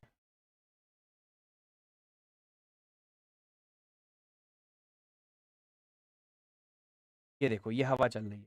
देखो, ये जो विंड है, ये जो विंड है, इस पॉइंट के अबाउट इस ट्रस को ओवरटर्न कर रही है। ये विंड जो है इस पॉइंट के अबाउट इसे ओवरटर्न कर रही है, हाँ कि ना? तो इसका मतलब जो इसका खुद का वेट होगा, इसका खुद का वेट क्या कर रहा है दोस्तों? इसका खुद का वेट इसे स्टेबलाइज कर रहा है। टेल से हेड की तरफ यहां पर कैसे आ रहे हो आप? क्लॉकवाइज। टेल से हेड की तरफ यहां पर कैसे आओगे? Anti clockwise. तो देखो बहुत ध्यान से, अगर मैं मोमेंट लेता हूं तो ये मोमेंट कैसा है? ये डिस्टर्बिंग मोमेंट है, ये डिस्टर्बिंग मोमेंट है। किसकी वजह से? Disturbing moment by wind. इसे कौन सेव कर रहा है? इसे दोस्तों कौन सेव कर रहा है? इसे कौन सेव कर रहा है? ये रजिस्टिंग मोमेंट है by weight, resisting moment by weight, by dead load, by dead load, by dead load of structure. बताइए दोस्तों, बताइए क्या ये पॉइंट समझ में आया? तो जब भी कभी डेड लोड आपके स्ट्रक्चर को स्टेबलाइज करे, आपको ये वैल्यू कितनी ले लेनी है? आपको ये वैल्यू कितनी ले लेनी है? 0.9 ले लेनी है। पॉइंट समझ में आया? और डेड लोड स्ट्रेस कब रिड्यूस करता है? डेड लोड स्ट्रेस कब रिड्यूस करता है? देखो बहुत ध्यान से यहां पर।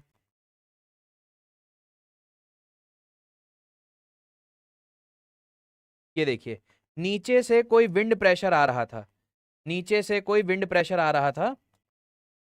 ये देखो, नीचे से कोई विंड प्रेशर है, नीचे से कोई विंड प्रेशर है, PWI। तो इसे कौन रजिस्ट करेगा? इसका खुद का वेट रजिस्ट करेगा? इसका खुद का वेट रजिस्ट करेगा कि नहीं करेगा? बताओ। तो ये क्या करेगा? ये क्या करेगा दोस्तों? ये विंड प्रेशर स्ट्रेस डेवलप कर रहा है, मगर ये डेड लोड क्या कर रहा है? स्ट्रेस को रिड्यूस कर रहा है। तो इस केस में भी आप क्या करते हो? डेड लोड को 0.9 लेते हो, मगर सिर्फ दो कॉम्बिनेशन में, डेड लोड विंड लोड और अर्थक्वेक वाले में, और डेड लोड और इरेक्शन लोड वाले में। इन दो केस में डेड लोड को 0.9 ले लेते हैं, 0.9 से मल्टीप्लाई करते हैं।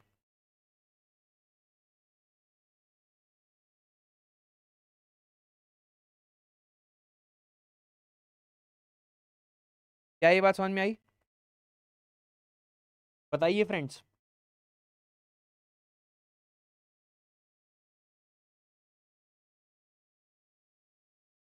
एक और नोट लिख देता हूं।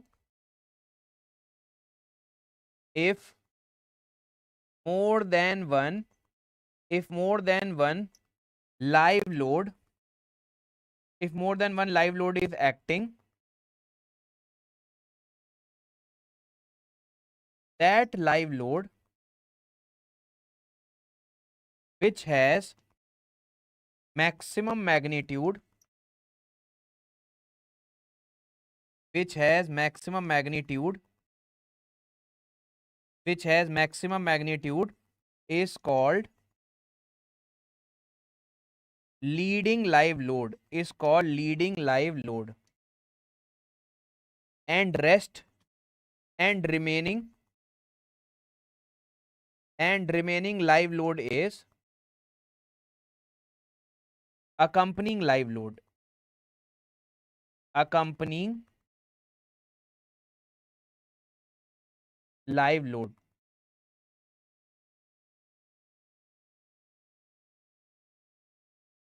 सारी बात समझ में आ गई? सारी बात समझ में आई?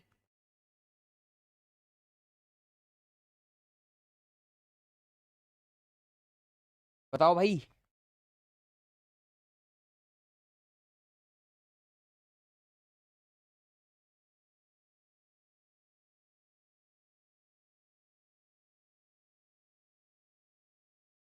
एक एक चीज दिमाग में घुस रही है।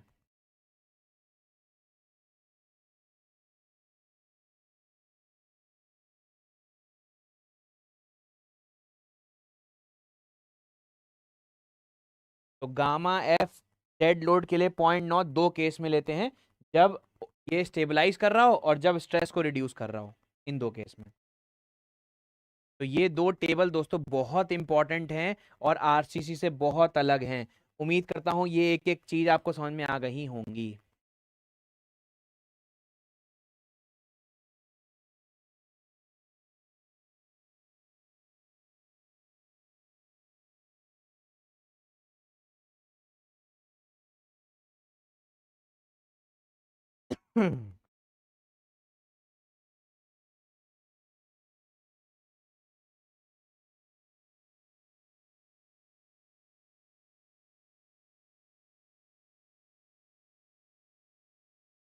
लिखिए बहुत ध्यान से, फिर आगे बढ़ते हैं।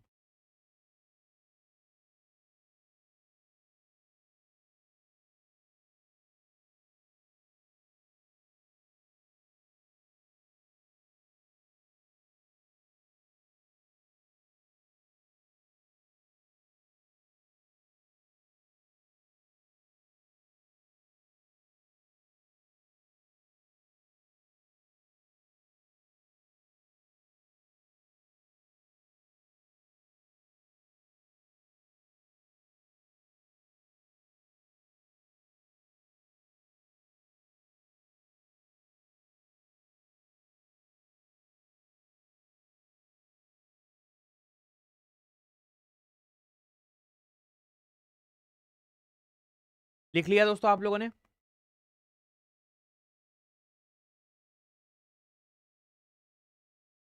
लिख लिया?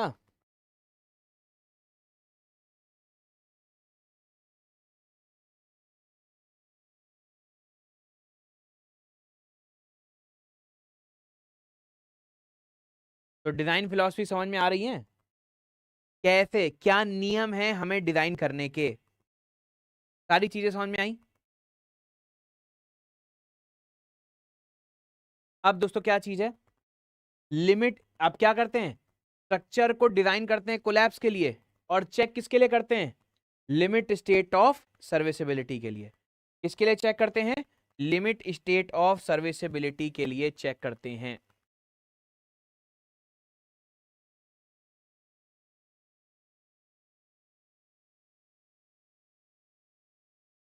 चलिए दोस्तों एक और टेबल बनाते हैं लिमिट स्टेट ऑफ सर्विसिबिलिटी के लिए।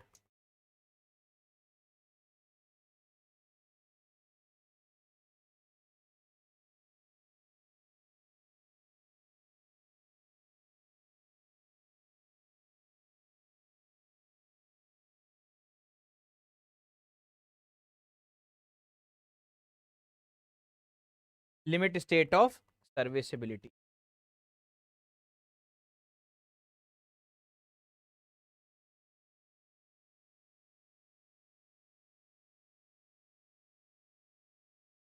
लिमिट स्टेट ऑफ सर्विसिबिलिटी, ठीक है। तो देखिए दोस्तों, मेरे पास तो एडवांटेज है बोर्ड का, आपको दोबारा से बनानी पड़ेगी। अरे रे क्या हो गया,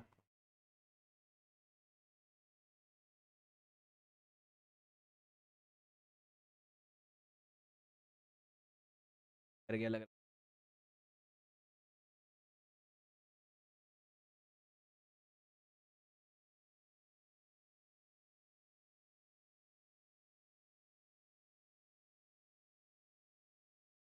चलिए आ जाएगा, हैंग कर गया, आ जाएगा।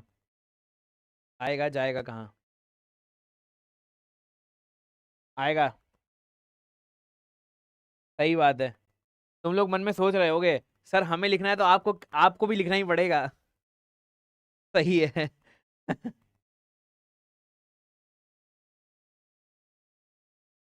आजा मेरे भाई। आ गया आ गया आ गया, वेरी, आ गया, very good.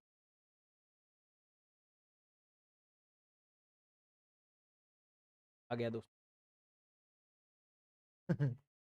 When there is a will there is a way, ठीक है।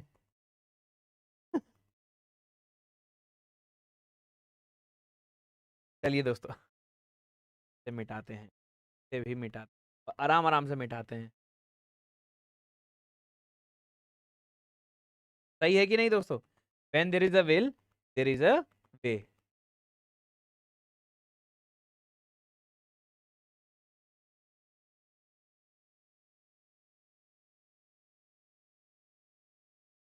चलिए देखिए, देखिए लिमिट स्टेट ऑफ सर्विसिबिलिटी में बस इतना ध्यान रख लीजिएगा, 1.0 मतलब 1, ठीक है। 10 मत, 10 नहीं है दोस्तों, 1 1 है, ध्यान रखिएगा। 1, लाइव लोड में भी 1, क्रेन लोड में भी 1। उसके बाद डेड लोड में 1, लाइव लोड में दोस्तों 0.8, अकम्पनिंग में भी 0.8, और अर्थक्वेक और विंड लोड में भी 0.8। फिर तीसरा क्या है, विंड लोड में 1, अर्थक्वेक लोड में 1, बस। This is limit state of serviceability. Limit state of serviceability. बनाइए दोस्तों टेबल।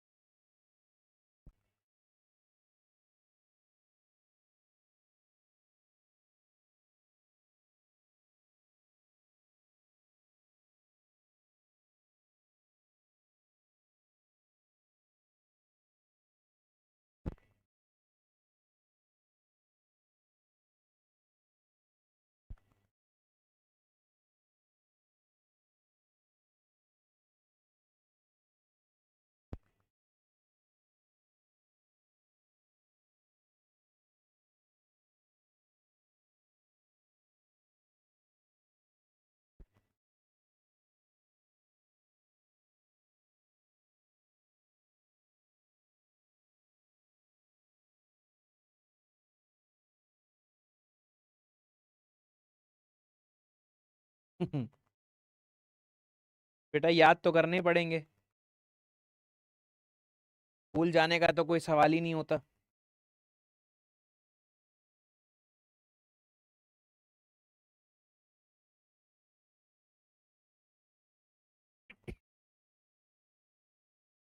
प्राणायाम करना स्टार्ट करो तो देखो तुम्हारी एकाग्रता बढ़ेगी, तो याद करने की क्षमता भी बढ़ेगी, तो तुम ये ऐसे ऐसे सवाल नहीं लिखोगे।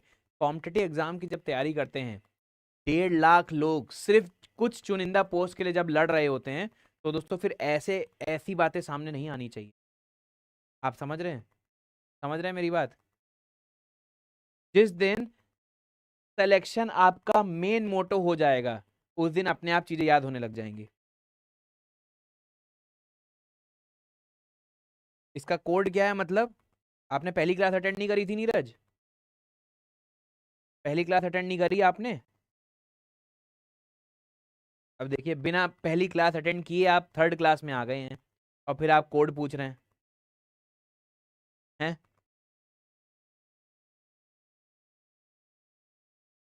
थोड़ी सी आप मशक्कत कर लो, पहली क्लास के 15 मिनट देख लोगे तो सारी चीजें लिखाई हुई हैं। कोड कौन सा यूज करना है, ठीक है, सारी चीजें लिखाई हुई हैं।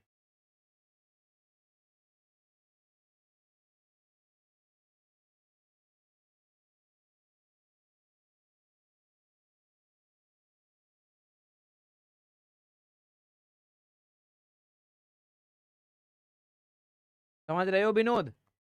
हाँ,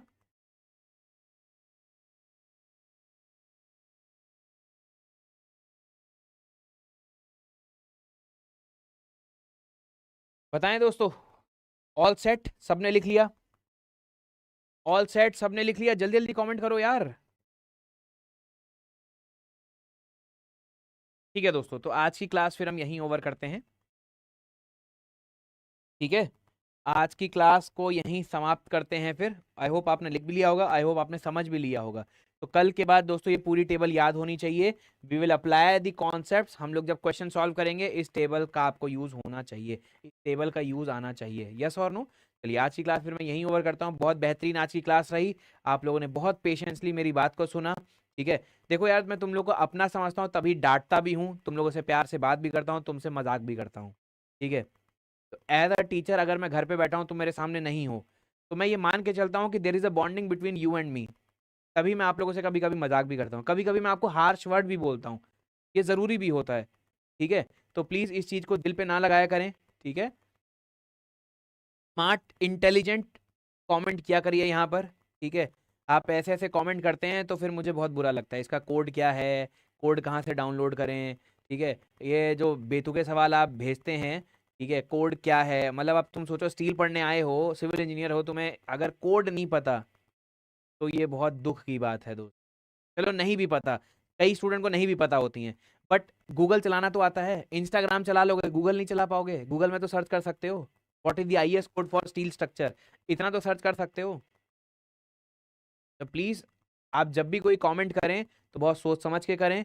ठीक है, ऐसा ना दिखाएं कि आप क्या कहते हैं, आप बिल्कुल ऐसे कमेंट करें कि लगे कि हाँ, एक जेन्युइन बंदा, एक प्रोफेशनल इंजीनियर कमेंट कर रहा है। ठीक है, ईमेल आईडी मैं आपको दे देता हूँ। यस, ईमेल आईडी मैं आप लोग को दे देता हूँ। माई ईमेल आईडी इज, कोई एक स्टूडेंट लिख दो यार ईमेल आईडी, पता नहीं मारकर कहाँ रख दिया मैंने।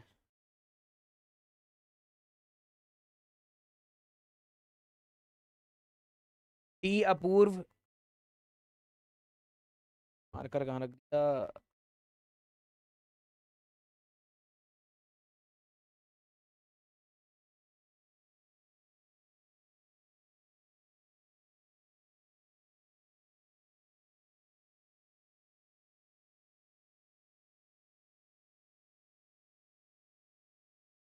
चलिए दोस्तों, तो अच्छा ठीक है, चलो लिख देता हूँ। ईमेल आईडी लिख देता हूँ। टी अपूर्व, टीचर हूं मैं और नाम मेरा अपूर्व मित्तल है, तो apoorv.m @KGS में पढ़ाता हूँ। कैसे पढ़ाता हूँ? आप लोग को लाइव पढ़ाता हूँ। तो ईमेल आईडी, ठीक है। चलिए ठीक है दोस्तों, तो आज की क्लास फिर हम यहीं ओवर करते हैं। Very good night everyone, will meet in the next class. Thank you so much, bye bye.